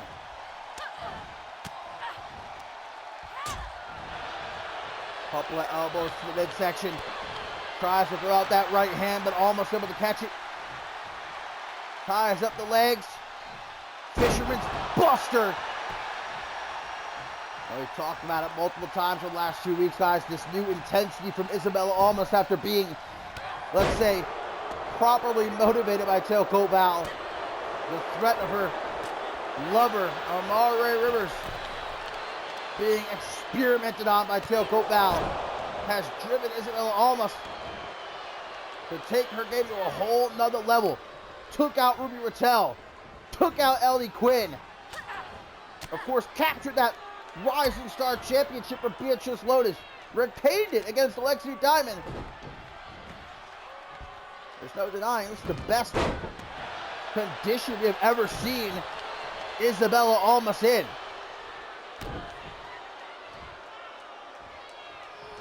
Ruby Raquel tagged to Sapphire Stevenson. It kind of seems at this point, guys, like the Uncut Gems might be isolating Ellie Quinn. They're tagging each other in frequently. Ellie Quinn's just sitting there on the apron saying, how do you do? Butterfly suplex countered by Stevenson into an arm drag. There's a soccer ball kick. That'll send shooting pains up and down your spine. Tag brings Diamond in. Miasma rolling to the outside as Diamond takes a shot at Isabella almost. One for Skarzimis too, but Sleepy Joe gonna act first. Miasma knocking Diamond down to the outside. And now it's Miasma. A shot for Ruby Raquel. And a DDT off the apron. Ellie Quinn. Seeing stars right about now. Able to get back up onto the apron though. And Alexia Diamond delivers a backstabber to Isabella Almas, but Miasma.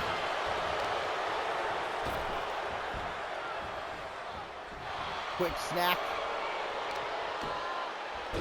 Keeping herself refreshed as now she tries to crack open the skull of Alexia Diamond. Look at this now. It's almost like Miasma wants Alexia Diamond to make the tag. In comes Ruby Raquel.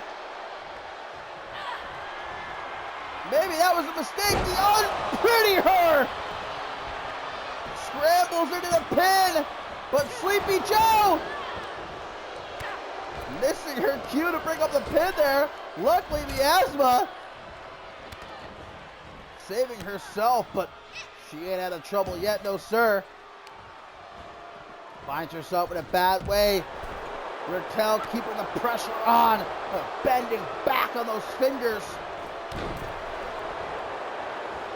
The former Women's World Champion.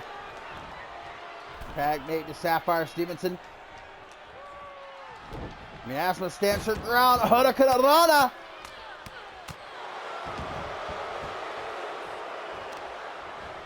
Sleepy Joe still yet to be tagged in for the arsenal of Tailcoat Val. I wonder if that's maybe again, like I said before, keeping her as the backup plan. Or if maybe Tailcoat Val sees her as the weakest link. Maybe told the other members of the Arsenal don't tag her in, you know. You never know. I'm not sure. Could speculate all night long. Big kick to the head. Sleepy Joe looking like she wants to get into that ring. And scissors takedown by Sapphire Stevenson. You see Isabella almost sensing that her tag team partner's in trouble. She's all the way in the corner here, completely cut off. Alexia Diamond gonna spin her around. Oh, Fujiwara! Fujiwara armbar is locked in here by Alexia Diamond. But out of it in the blink of an eye. Woo! Nice senton across the lower back. And quick pin. You thought. But think again you must.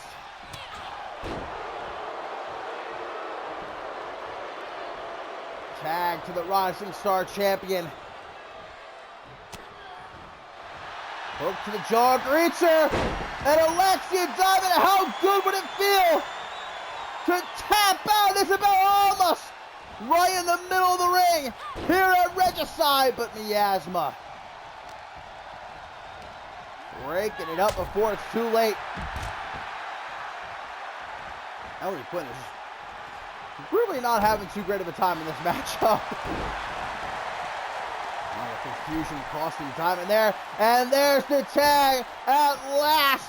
Here comes Sleepy Joe, perhaps the secret weapon for the Arsenal here tonight. Backpack stunner. Chip in the jaw, diving able to block that kick though. Go behind German suplex. You know, I said it a couple weeks ago, I don't know where Val finds these puppets of hers, but it just seems like an endless army. Just as one falls, another rises. Power bomb by Joe.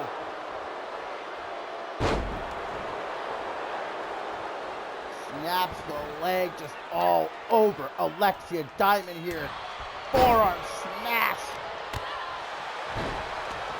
This is a hard-hitting woman, and Sleepy Joe Diamond says, get me the hell out of here. The tag is made to Sapphire Stevenson. Ooh, the cutter. That modified neck breaker. Sapphire Stevenson not intimidated. Taking the fight directly to Sleepy Joe here. Multiple knee drops to the extended arm, perhaps trying to soften Joe up for Diamond's Fujiwara armbar or her octopus stretch. That's how the Uncut Gems work, like a unit. There's that backpack stunner, rearing its ugly head once again.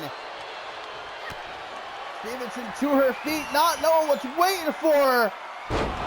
Oh, the butterfly twist cutter. 1, 2. I thought that was going to be it there for sure, but oh, Joe suddenly turning to Allie Quinn. God, Allie Quinn really can't catch a break here tonight. Joe looking to take on the whole team by herself. She gave Stevenson a whole lot of time there, though, to recover. There's another power bomb. This Joe is proven to be powerful. Alabama Slammer.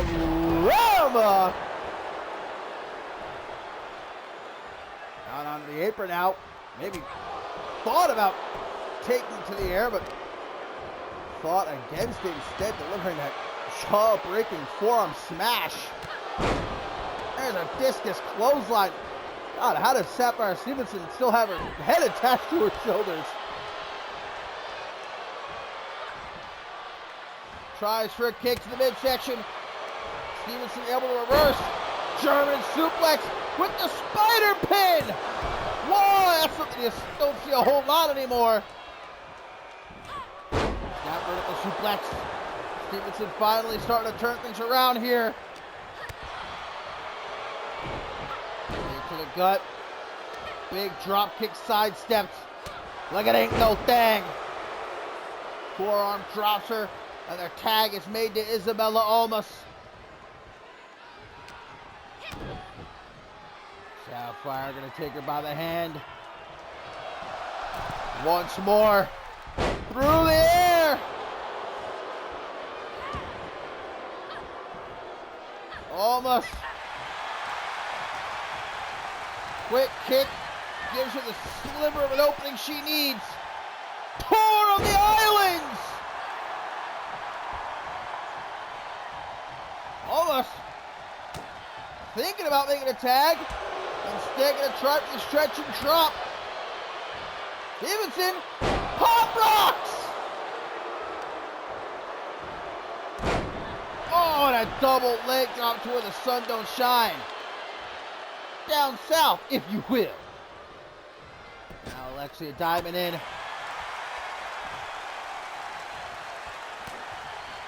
Turns her around.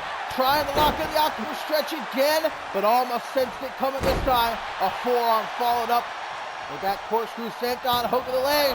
One. Count only. Stevenson. Woo! Not able to hit that springboard clothesline though. Now she better be careful. Ref is fixing to disqualify her. This ref ain't playing around. Kicking it old school right there is Diamond with that pendulum backbreaker.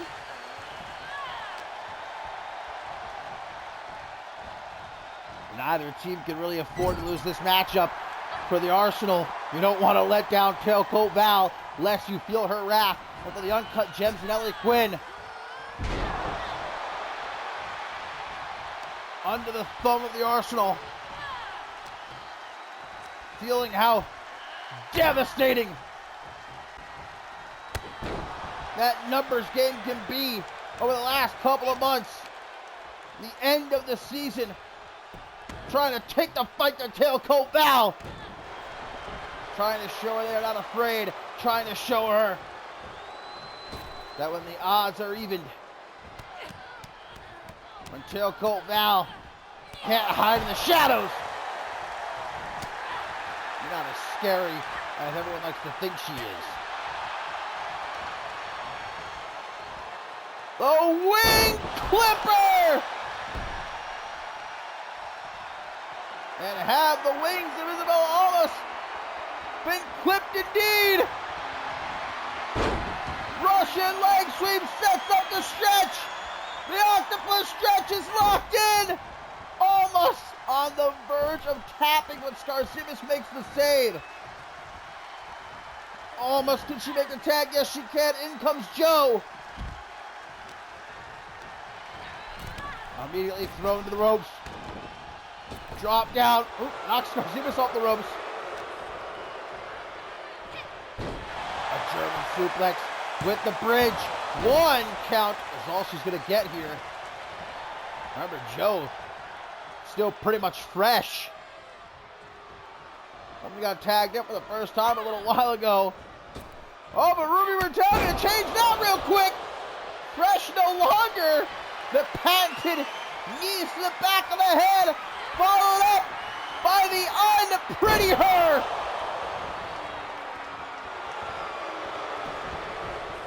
Shoots the half, hooks the leg. 1, 2, but a kick out from Joe. To the top, though, Raquel is just non-stopping here at Regicide. What an elbow. Beautifully executed, and the tag to Diamond now. Working over Sleepy Joe here in the corner. Giving a bit too much time right there, though. And that kick to the side of the head. Followed up with a patella drop brave buster. Cracking the skull of Diamond and gonna let Miasma feast on the scraps. Taking her time, toying with Diamond here, who is hurting. No doubt about that. Trying to crawl to her corner.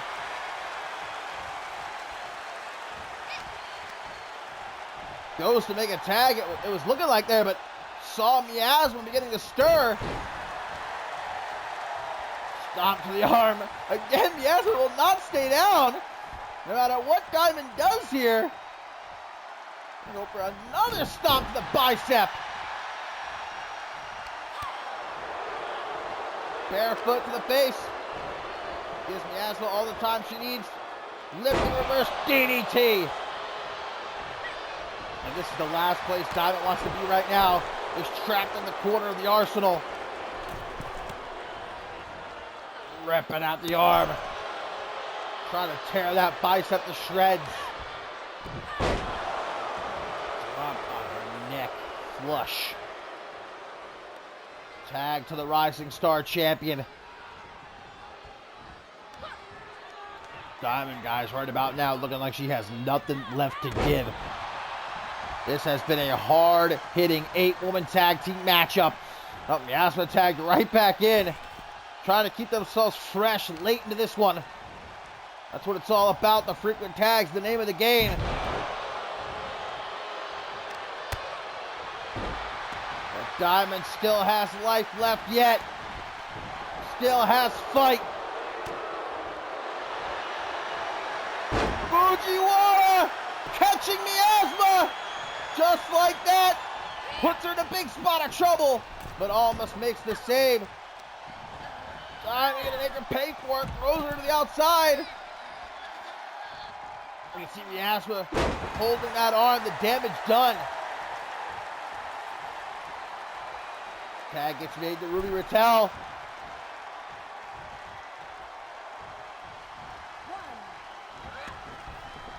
And got her careful not to get disqualified.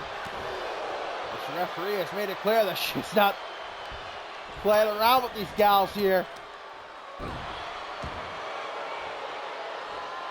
Now it's Miasma. Trapped in the opposite corner.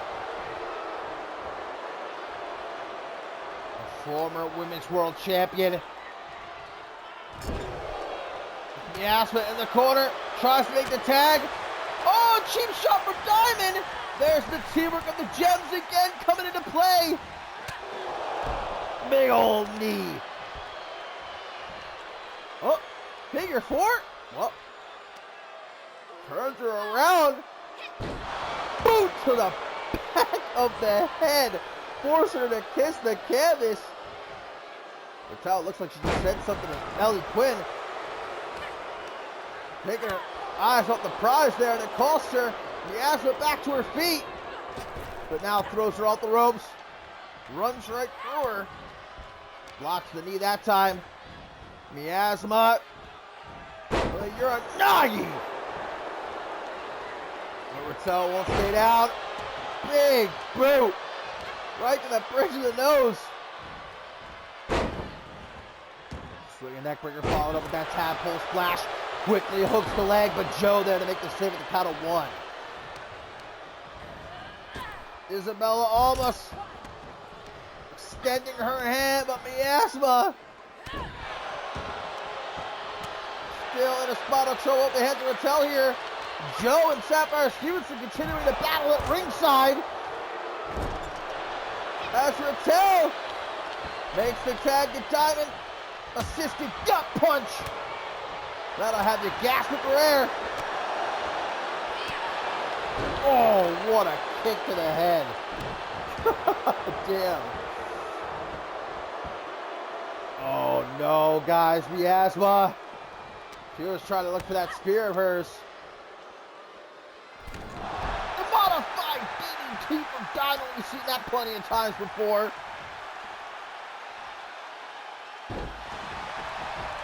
Continuing to work on that arm, man. Miasma. If she gets locked in another one of those submissions, it's going to be game over. And look at Rattel going right for Isabella almost. There's no questioning. Rattel willing to take on the world, but it's costing her here. Lets her emotions get the better of her.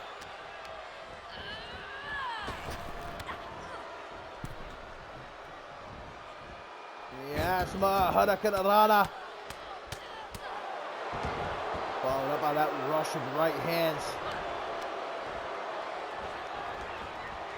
Now she's got her in the guillotine, just gonna spin her round and round and round.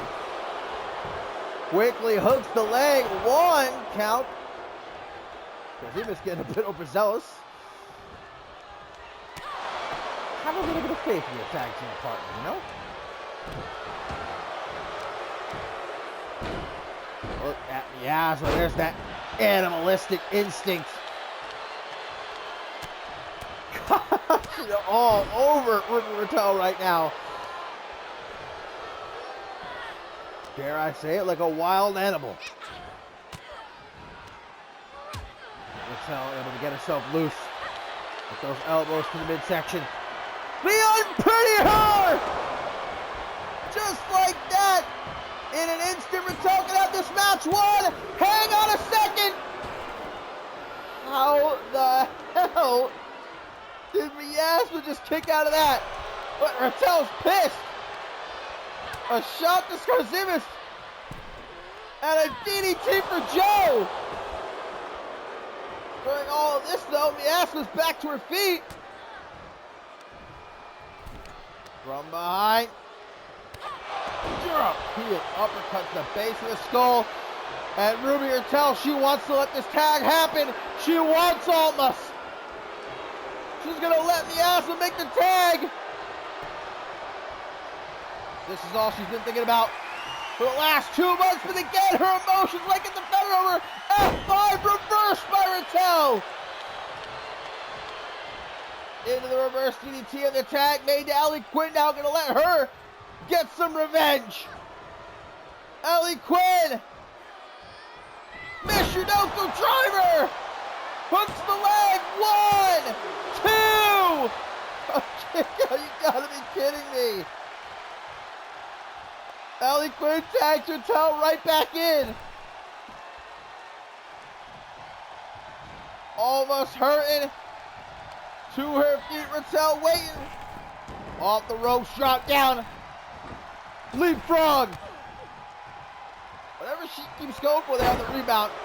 Not having very much luck with it in this matchup. Oh, look at Raquel, man. The energy coursing through her veins. Almost makes the tag to Miasma. Back is turned though. That's a mistake. A visit to the dentist. And taking a bite out of the thingy. Raquel says enough of that, then kick upside the head.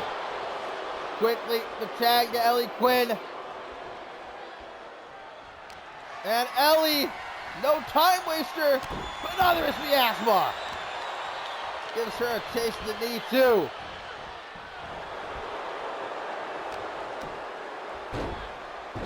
I wonder how the finger of Ellie Quinn tastes. Middle finger probably not too good. Just rapid punches across the forehead.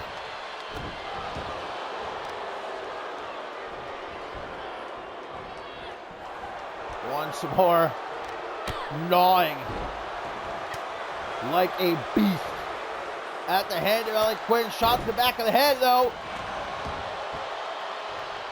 Ellie tried to stay focused, but Miasma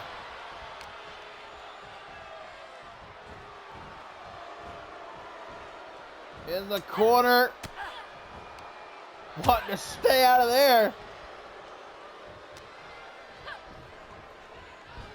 Isabel almost attempted to intervene there, but failed to do so. That's just a desperate pin on the part of Miasma. Maybe it'll pay off. Diamond then make the save anyhow. Miasma. Back body drop sends her down to the outside. Ellie Quinn going to use that opportunity to tag in Ruby Raquel. You knew this was going to be a war here at Regicide. The Arsenal of Tailcoat Val against the uneasy alliance of the Uncut Gems and Ellie Quinn. Slick combo by Raquel.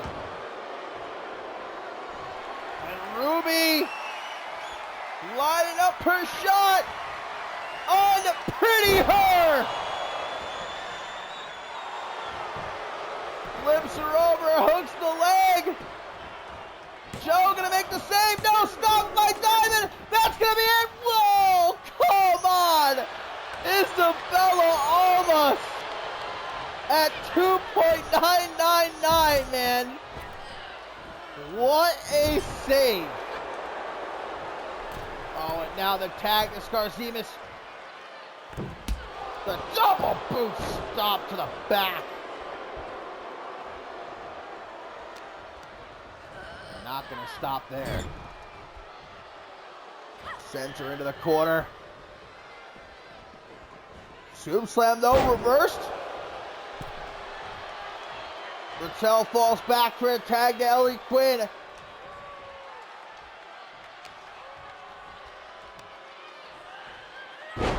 Brain Buster! And immediately brings in Alexia Diamond, who eats a kick to the midsection. Responds in kind as Diamond. Back and forth in between these two. Oh! Corkscrew neckbreaker. You might even say moonlight drive. Tag to Joe now, the powerhouse of the Arsenal here.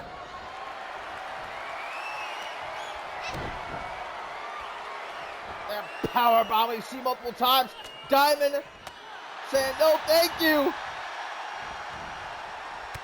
Clothesline though. Puts it down with authority. Now gonna try again. Drops! Alexia Diamond face first out of the canvas. 1, 2! How are these women still kicking out, man? This late into the matchup. Unbelievable. The punishment they have taken. Sheep shot from the asthma. Leaves the door open for Joe, but Diamond able to escape, makes it into the corner for a tag to Ruby Rattel. Oh, Joe just gonna mow her down with that back elbow. And nothing pretty about a stiff kick to the lower back. How about another one for you? A third, though, denied by Ruby Rattel. And now waits for Joe to get to her feet. The double knees, the back of the head. Tag to Ellie Quinn. Starting to gel a whole lot better now, the gems in Ellie Quinn. Might be too little too late though. Joe with the tag to Isabella Almas. Ellie Quinn goes off the ropes. Clothesline nowhere near connecting though. Hey, this late to a matchup, all right, you're tired. You're weary. You got hardly anything left to give. Trying to shatter the kneecap of Ellie Quinn. Oh, and now getting funky as she drops that leg. Going to the corner. Thought she might try to tune up the band. The power of Isabella Almas put on display for all to see. Tells the crowd to hush. We can hear the sound of that swinging neck breaker. Punch to the midsection. Ellie Quinn. Single on the hook. Drops her face first. Hooks the leg. 1, 2. Oh, I thought that was it for sure. Oh, almost. Catching Ruby Rattel at ringside. Ellie Quinn going after Joe, forgetting who's legal now. This match has turned into absolute chaos. I believe it's still Isabella Almas and Ellie Quinn as the legal women. This Diamond standing on the hair of Almas. A ref trying to maintain some semblance of order here. Well, this is just devolved into a brawl all around the ring.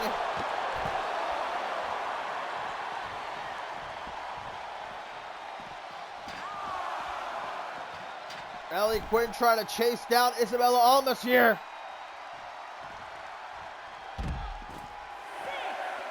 Vertical suplex, followed up by the back suplex, and onto the floor. Only adds to the damage. Isabella. I don't even know what the fuck to call that. Pardon my French. Throwing Ellie Quinn down onto the floor, gets back into the ring. Oh, knocks Diamond down to the outside. Guys, we're at a count of 11 here, and Sleepy Joe is keeping Ellie Quinn at ringside. Backpack stunner by the heavy hitter. Isabella Almas all the while putting the hurt on Alexia Diamond.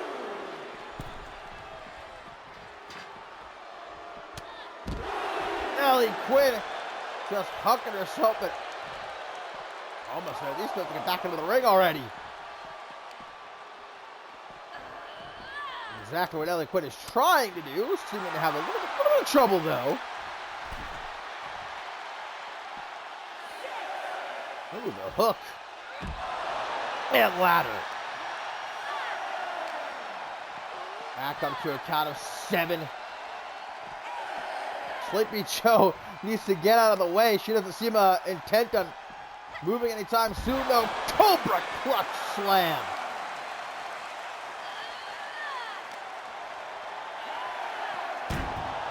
Oh, now ribs first into the steel steps. Count of 11 is almost, look at that. Dusted off her boots, telling Ellie Quinn just stay down, take the count out loss.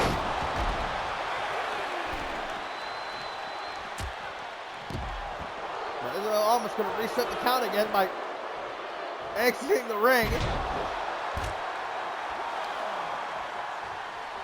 Ellie Quinn finally get back into the ring. Yes!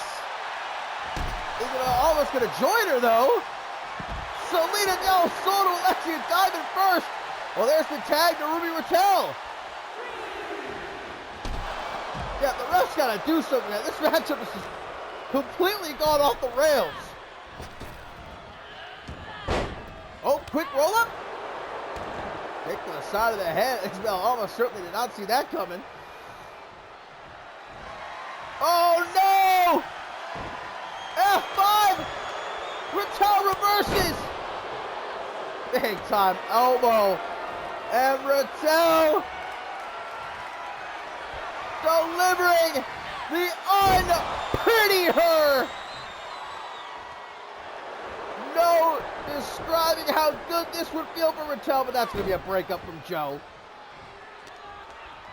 Sapphire Stevenson trying to take her out of action, but in the confusion, Isabella! Raquel getting distracted and pays the price. Stretch and drop quickly into the pin. 1, 2. Dude. What the hell, man? Miasma on the verge of getting disqualified there.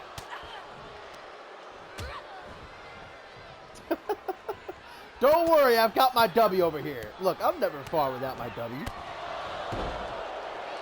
I'll just say, luckily, we made this a 2-day event.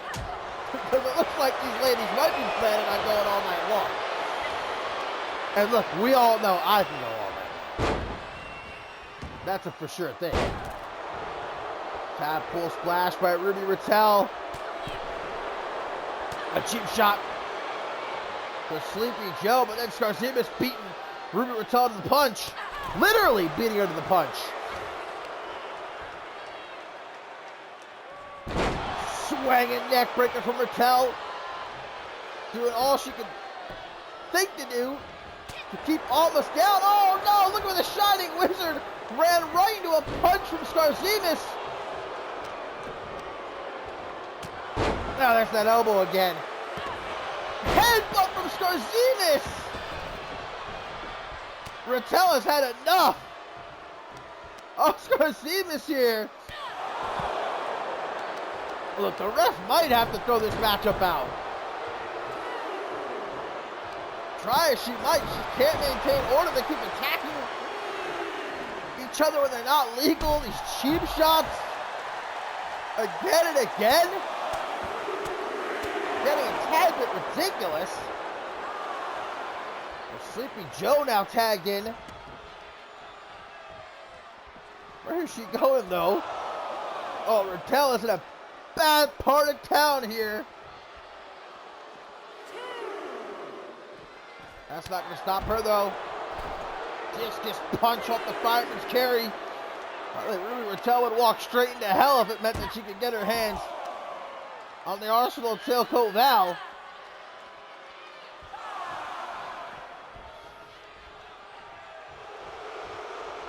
Ruby Rattel back in the ring.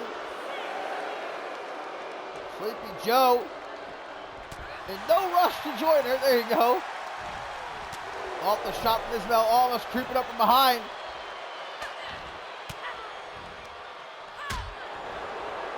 Elbows from Joe. Gives herself that opening.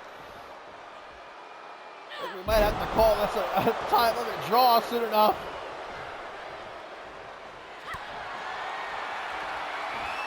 Or maybe not. Sleepy Joe! Delivering that disgusting brother. Oh! Slingshot spear from Ellie Quinn! Yeah, so just gonna shrug it off. Ruby Rattel with that rope. You gotta be kidding me, dude. Unbelievable. How Rattel still has the wherewithal to know where she is and to get that rope break. I think we might call it at 5 minutes here. Let's get an official word from Pat LaFave here. Look, we got other matches to get to.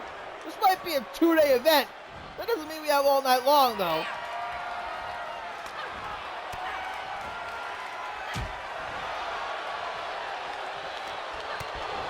That just shows you how badly these two teams want to win this.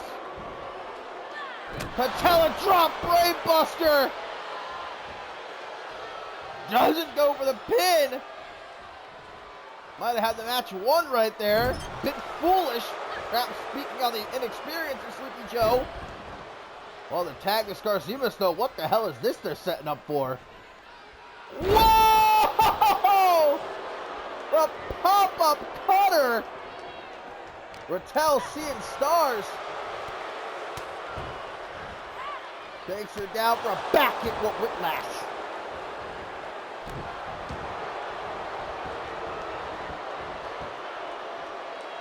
Ruby Rattel, man, just keeps getting distracted here.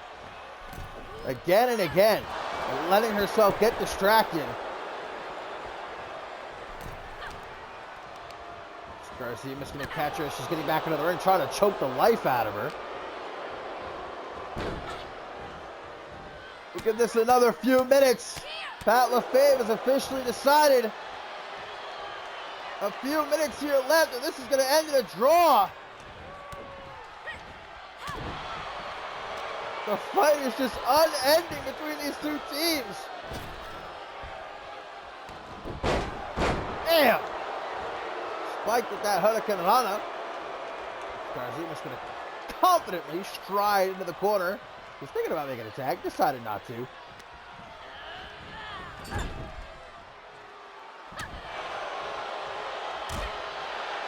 Big right hand.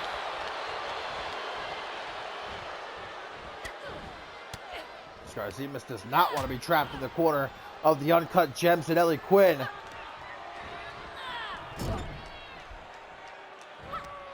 What is Scarzimas trying to do here? Super slam, reversed into a neck breaker. And again, Rattel. She's got to check herself. Too easily distracted. Now some teamwork by Skarzimas and Isabella Almas. Oh, good God. I think that's a first. I think that's actually a first. Won't even let me stop it. Shout out to the old days of CMU right there. That's how long this matchup has been going.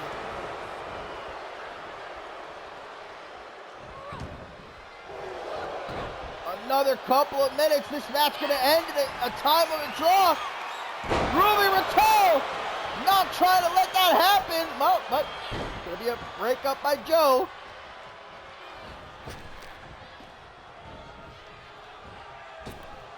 Two teams just refuse to lose. There's no other choice.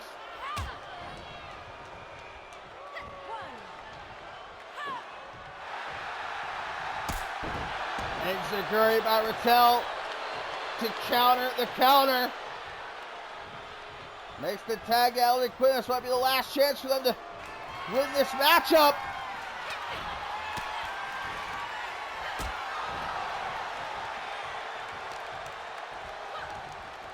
Ellie Quinn, back suplex. Now, Isabella almost drilled onto her neck, and Ellie Quinn, what's this she's looking for? Well, we're not going to find out. Unbelievable, man.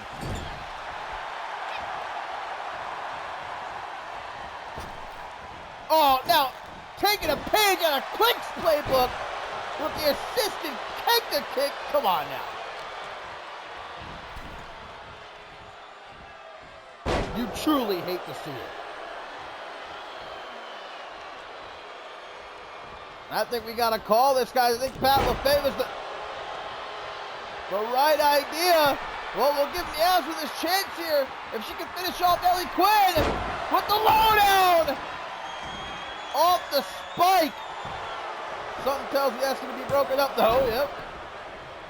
All right, no choice here. These two teams are going to keep fighting all night long until the fans have left the arena. It's a shame it has to end this way, but Pat LaFave is calling it. Time limit draw here between these two teams. They're still going to keep fighting. As word hasn't reached them just yet, but the show must go on. Well, Ellie Quinn, maybe she can take it home here. Of course she's not going to go for the pin. Why would she? Ellie Quinn doesn't want to go home. I think she'd fight the Arsenal of Kelco Val until the end of days if she had her way. But the show must go on, guys. We've got more matches to look forward to, and this match just will not end. So, unfortunately, no one side or the other victorious here tonight. A stalemate between the Arsenal of Justice and the Uncut Gems and Ellie Quinn. She's going to have to live to fight another day.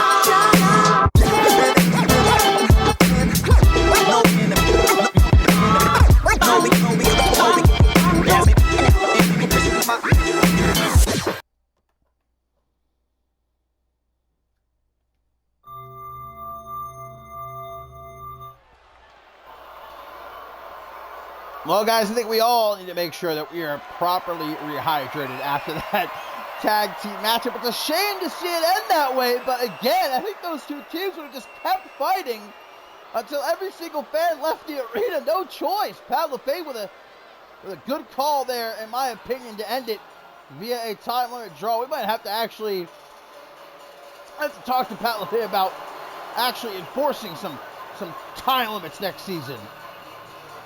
But now it is time for our tertiary main event here on day one of Regicide. Yes, my friends, this is just day one. We have a whole nother day of fantastic action coming up this Sunday. Do not miss it. But right now is an opportunity for this young kid, Knights, to shock the world. Coming into this matchup, no doubt about it, as the ultimate underdog. You know, I admitted, talking about it earlier this week on Octane, I didn't give Knights any chance at all of even making it through the first round of the Anarchy Championship Tournament. But not only did it make it through the first round, made it through the semifinals, pinned Bison the Barbarian in the finals to earn this championship opportunity here tonight. And I told Josh Wolf earlier this week, I said, do not underestimate Knights. That will be your downfall.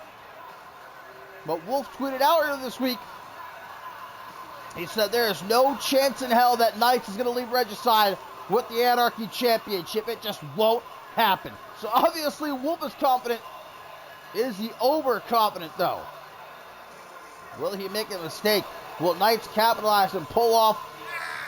Well, it just might be one of the bigger upsets we have seen in a long time here in CMV.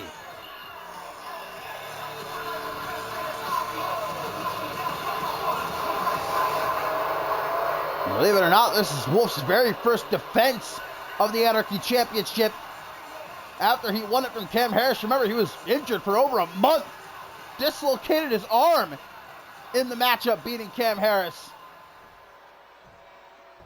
And then, of course, the Anarchy Championship Tournament commenced to find us a number one contender. And that number one contender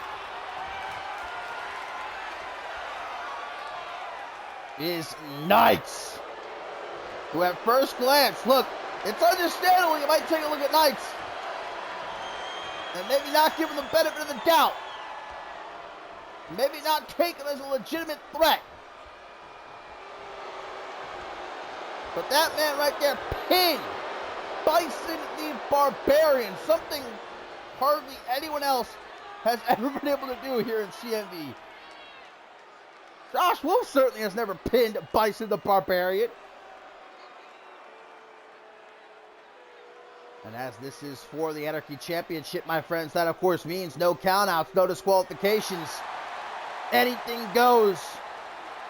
Who's going to head into the new season with the Anarchy Championship? Can Knights pull up the upset, or will Wolf shut down the young upstart? Well, Knights tries to charge Wolf and pays dearly for it. Runs right into that spinning side slam. And now look at that, just smack it up. The youngster. Well, once upon a time, Wolf was in the boots of Knights, new here in CMV. Fresh-faced rookie. Nobody took him very seriously. Trust me, when Wolf first debuted here in CMV, you took one look at him. This young kid looking like a dork, if I'm honest.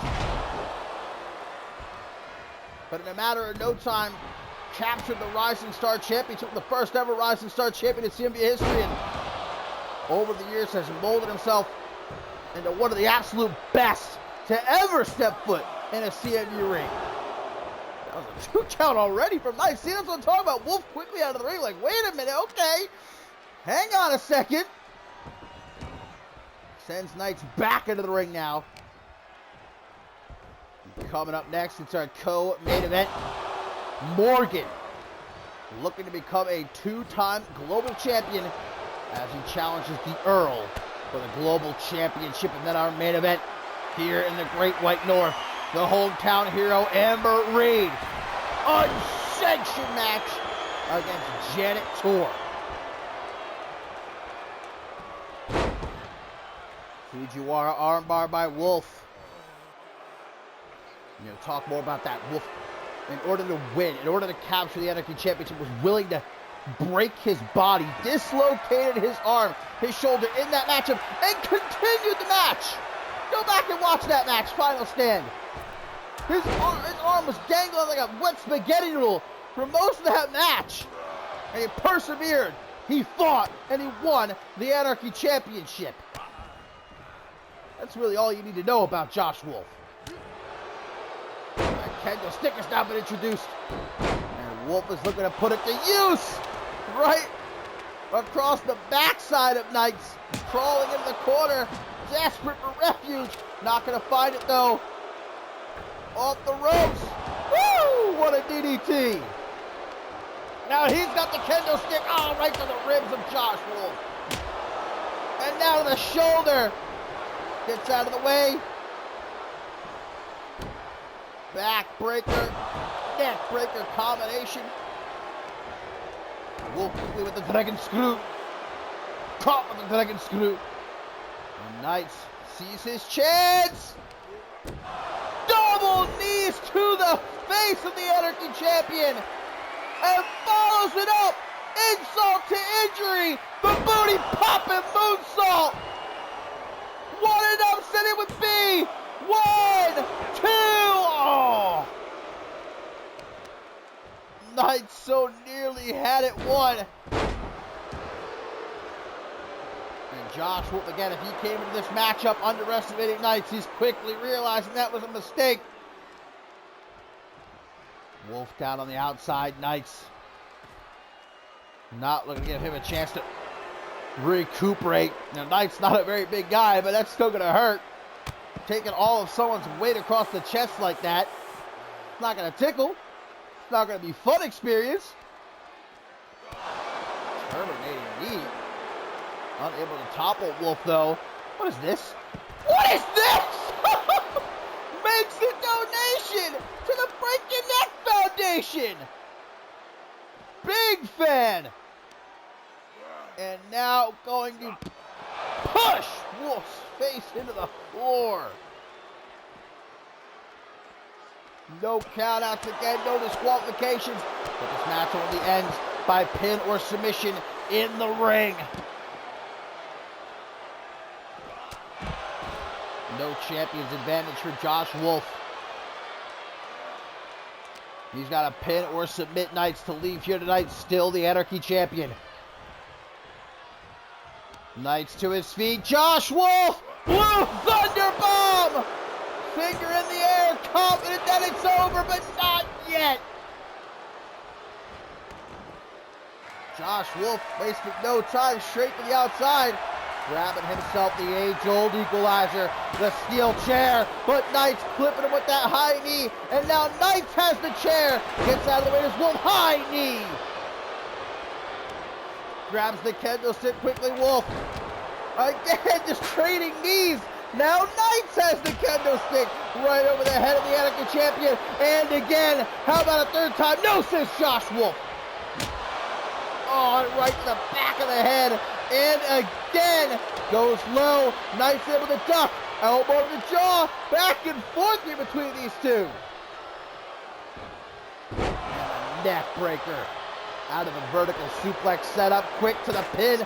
Josh Wolf to retain the Anarchy Championship here at Regicide. Only a 1 count. Kendo stick starting to shatter. Starting to splinter and explodes over the head of Knights. Shards of kendo stick everywhere. Oh, the splits. Wolf to his feet. Blasted with that high knee. Stalking Wolf. The quick kicks. Got him with the quick 1, 2, 3. And now the Uno. No dose. Nowhere near trace. Steel chair in hand. Right over the head of the Anarchy Champion.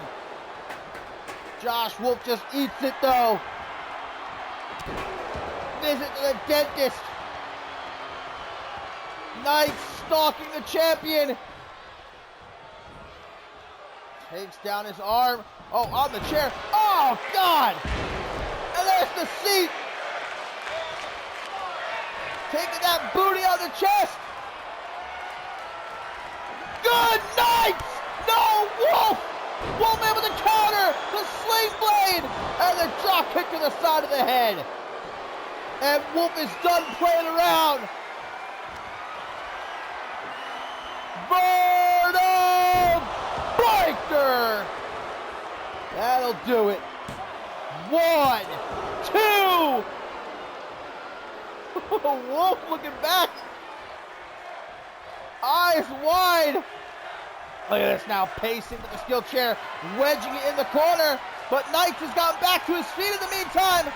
Double knees to the face again. Wolf! Dragged out of the corner. Knight looking to score the massive upset here at Regicide. But now Wolf won't stay down. Irish whip off the ropes he goes. Throws him up into the air like a rag doll. Into the shards of kendo stick. Fujiwara applied. Wolf down, just trying to slow things down. Say, hey, wait a minute, wait a minute, wait a minute. Back into the ring, digging. Pulls out the baseball bat. Knight's knocking it out of his hands. Knight's nose. And he's got Wolf hurt! Good, Knight's missed. Lands Wolf. Now leaves him open. K3. 1, 2. Are you joking? Look at Wolf. Wolf's like, no. I won't accept it. Wedging that chair in the corner again. Drop kick into the chair! Wolf went head first into the chair! He who sets it up, as they say. Knight. Brutal stomps. Whatever he has left. Giving it to Josh Wolf. No response from the Anarchy champion after being sent headfirst into that chair. It is all Knight. Tries for the seat again. Wolf gets out of the way. Basement shot kick. Knight is too quick.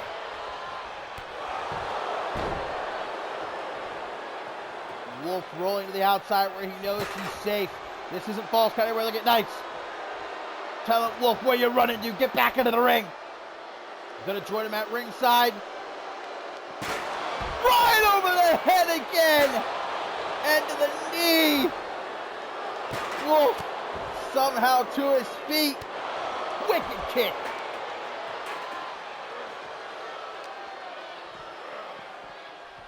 Back into the ring.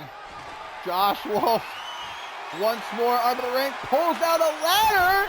From earlier tonight, of course, for the Rite of Passage Championship ladder match left over. Knight's going to the top. Oh, God! Caught Wolf off guard, and that's all the opening Knights needs. Takes him down with the cutter. Wait a minute! The Dragon Sleeper! The Dragon Sleeper! Wolf reverses. Not quick enough, though. Knight's going to send him into the corner. Back elbow, Wolf out of the way. Once more, that back kick. I think I saw a tooth go flying up into the air. How can you not respect Knights after a performance like this? And it ain't even over yet. Pump handle driver. Knock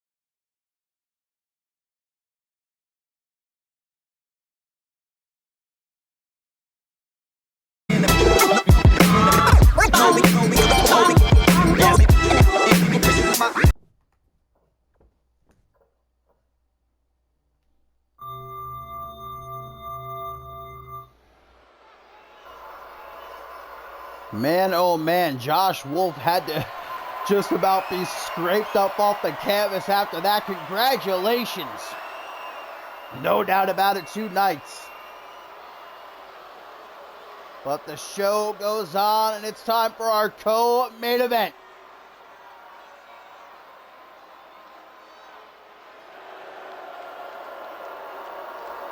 Here at Regicide, the higher authority has already had their way. As we saw towards the top of the show, Styles Be Godly dethroning Hunter Quinn, capturing the AOA World Heavyweight Championship. And if you missed that matchup, I highly suggest you go back and watch it. Do yourself a favor. But as we wonder how Hunter Quinn is going to be able to get back up and defend his other 2 world titles this Sunday during day 2 of Regicide, it is the Global Championship that is at stake here. The Ogre Morgan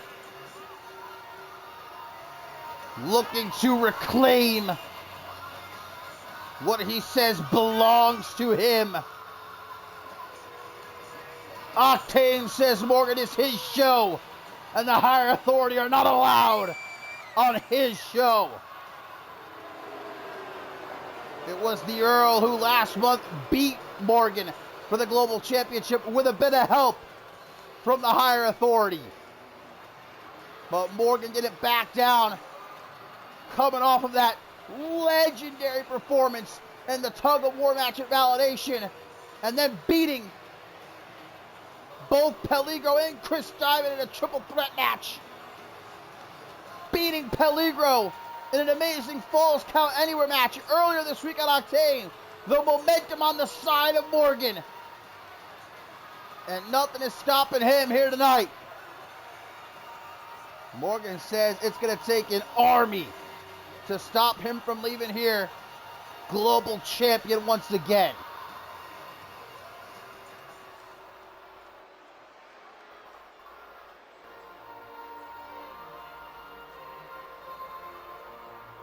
But Pat LaFave says that Regicide is the first step in establishing CMV as the legitimate promotion it once was. Styles Be Godly in possession of the AOA World Heavyweight Championship now. Can the Earl, who of course not coming out here alone, Duke Harris Anderson at his side, ensure that the Global Championship stays with the higher authority going into the new season?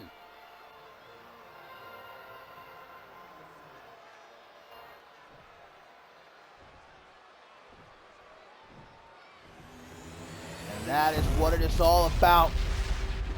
The CMV Global Championship that means more than anything to Morgan.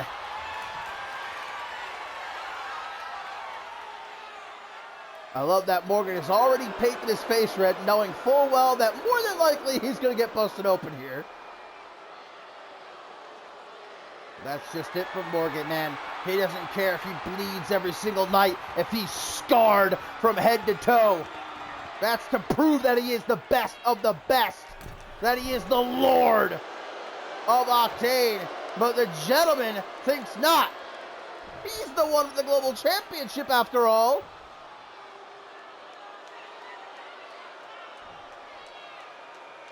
And Morgan gonna have to keep one eye on Duke Harris Anderson. It's because of the higher authority guys last month that the Earl even beat Morgan to win the Global Championship. Morgan had Earl beat numerous times, but the interferences from the higher authority again and again and again cost Morgan in the end. And we saw how Bobby Lee Studd played into Styles Be Godly, beating Hunter Quinn earlier tonight. Here we go, the bell rings, it's on. Earl comes out swinging. Setting Morgan up. Big time kick. Puts Morgan on his back, but straight back up the Ogre with a jawbreaker. and the vintage Axe Bomber. And whether Morgan wants it or not, that Earl! We're not even a minute into this matchup off that Dominator. And now a barrage of elbows. A bleeding Earl. What savagery from the Lord Ogre. Oh, he's going to follow Earl to the outside. No breaks here tonight, boy. Trying for a side slam, maybe, but Earl able to counter. As I was about to say, whether Morgan wants it or not, he's got the full support of that Octane locker room. The likes of Peligo, the likes of Chris Diamond watching right now. And they're cheering him on. Anyone but the higher authority. Another Dominator! And at ringside. Good God, Earl started off hot, man, but I'll tell you what, lickety split. It is all Morgan now. He is beating the behind of that boy. Oh, but doesn't want to give Duke Harris Anderson the opportunity to get involved. Look at this, egging Earl on, saying, get back into the ring if you dare. But remember, Morgan has to pin or submit Earl to win the Global Championship. Really a desperate pin by the Earl. 1, 2. Ooh, that was pretty close. Yeah, Earl is already leaking like a faucet. Sleeper! Sleeper by the gentleman! Out of it is Morgan quickly with the jawbreaker.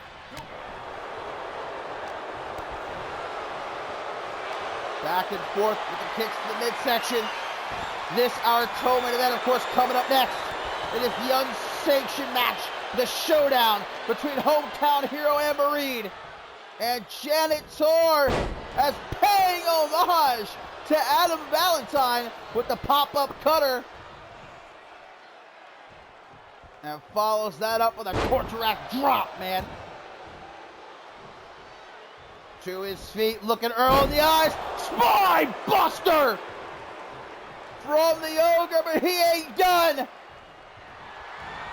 Vexation! Are you kidding me? 1, 2, 3. Wow!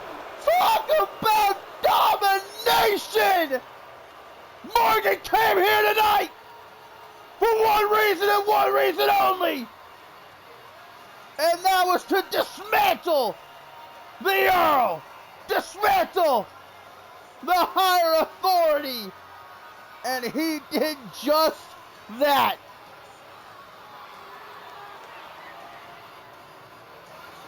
Without breaking a sweat.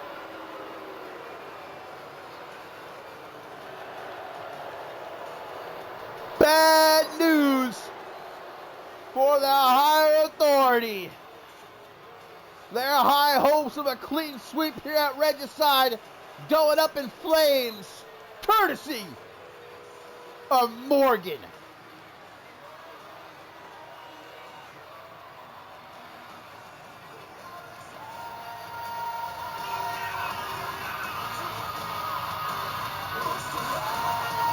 And it might just take an army to take that championship from Morgan again.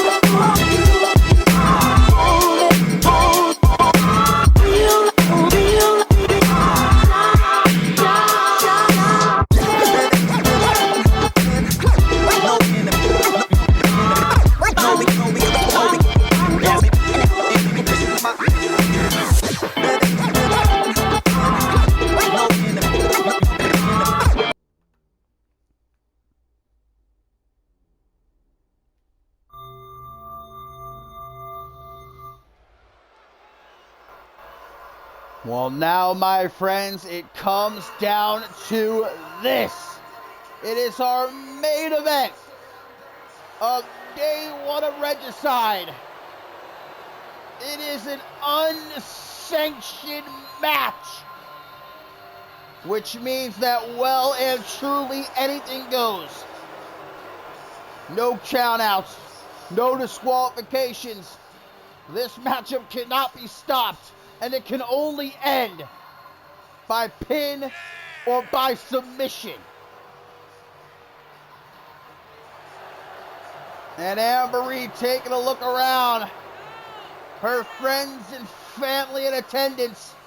She's the hometown hero, whereas anywhere else in the world, she'd be booed out of the building. The betrayer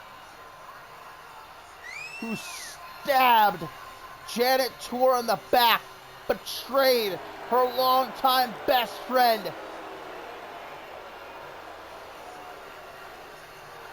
The match that we were supposed to get back at Validation, but they scorned Janet Tour, make sure that didn't happen. Beating Amber's ass all around the arena, pardon my French. Even going so far as to powerbomb Amber Reed on the hood of her own car. I wonder if Janet Tour got the bill for that.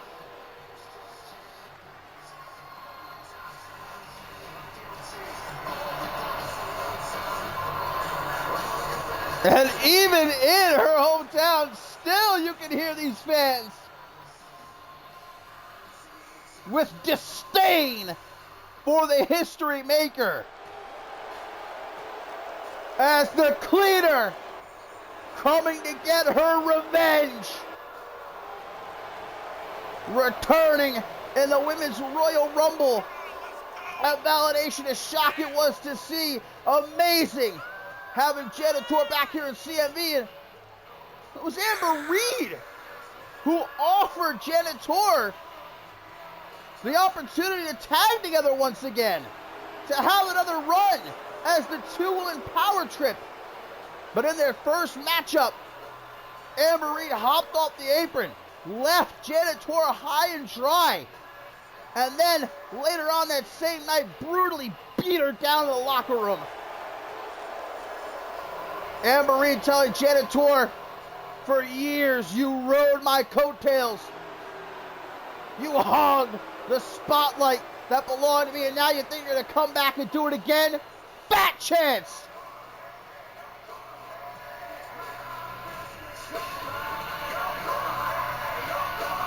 And you can just see the look in Janet Tour's eyes. She is not here tonight for a match. She is here tonight for a fight. And that's what it's going to be. Ring the bell and let's get it on. Well, tries to go low, immediately charging Amber Reed. But the history maker was ready for it. Right into a crossface. Could it be over? Just like that? Oh, man. So dangerous is Amber Reed, as she just proved right there.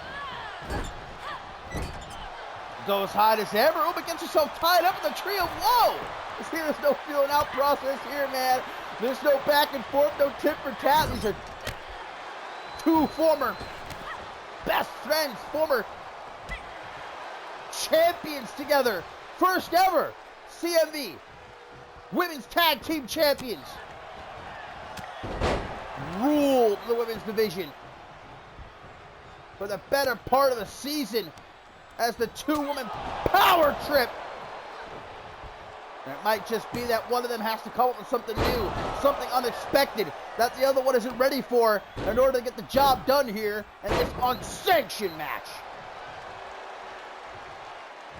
Regicide, an event that has a whole lot of history specifically for Amber Reed. A couple years ago, she headlined this event with that mega clash against Ashley Ray. You can see the tape all over Amber Reed's body as Janet Tour goes digging under the ring, pulls out the kendo stick again. Anything goes here. There's no stopping the matchup.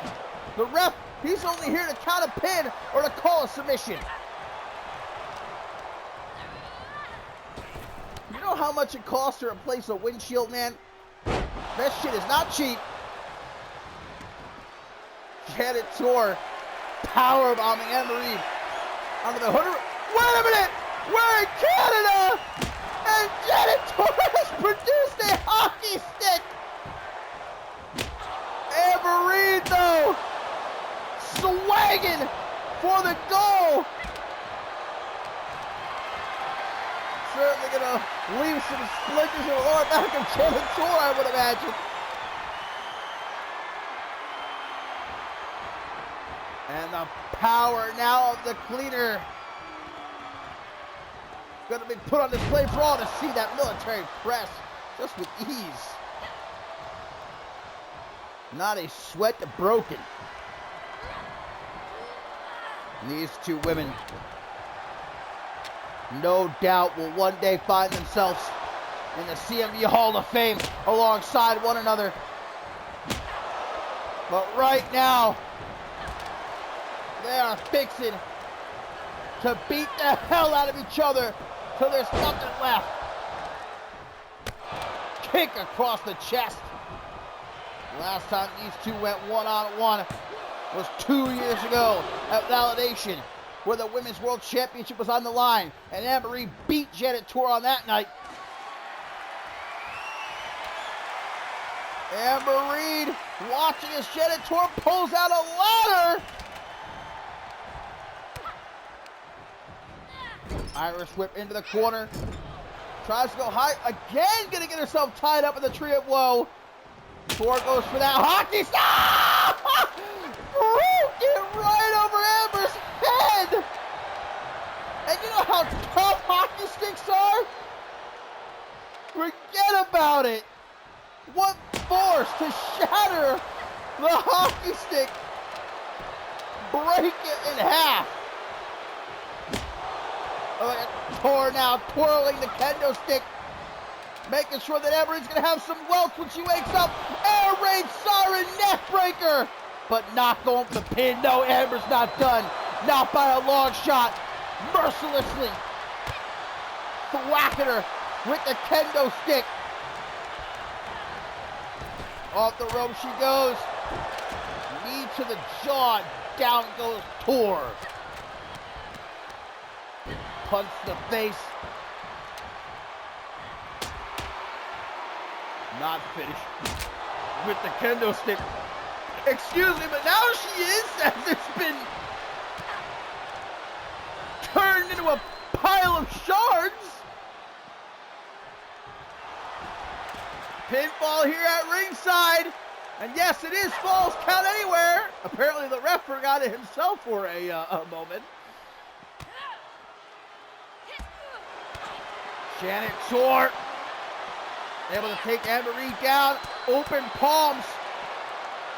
Doing her best to break through the defenses of Anne-Marie, but unable to do so. Kick for kick. Like I said, these two know each other so well. Janet Tor with the hat trick. And referee Murphy closely watching, but making sure to keep his distance. He does not want to get caught between these two. Back into the ring, a pile of kendo stick shards, a hockey stick broken into pieces. What is this? Oh, man! Dropping Janet Tor out of the gory bomb. You would have thought that was it, and I wouldn't have blamed you. Look at Anne-Marie viciously bashing Tor's head off the mat as she goes back under the ring. A table! A table has been produced now! Oh, one to the face of Janet Tor!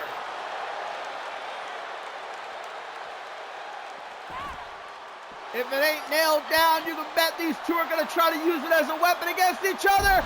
Sweeping her up on the floor. But Janet Tor not going for the pin. She might have had the match won there. But she's not content. She's not satisfied. Oh, and taking it too far with the foot DDT. Come on now. Unnecessary brutality by Amber Reed. Targeting that midsection, going after those ribs. Stop to the bicep. Main event of Regicide Day 1. We still have a whole nother day of incredible action to look forward to this Sunday, my friends. And Tor might have just had her skull cracked. And now look, well, if that poison Frankenstein didn't do it, those stomps may have. And nightfall! Just like that, guys, it's over. Amber Reed emphatically puts down Janet Tor here at Regicide.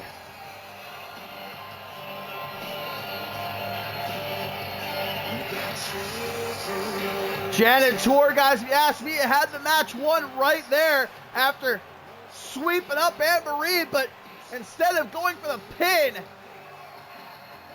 wanted to continue to try and punish Amber Reed. And that's what cost her in the end, because Amber Reed was here to win. And win she most certainly did.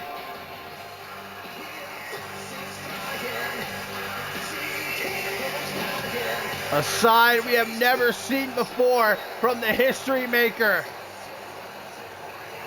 And going into the new season, I don't know if there's going to be any stopping this version of Amber Reed, as Janet Tor just so painfully learned firsthand.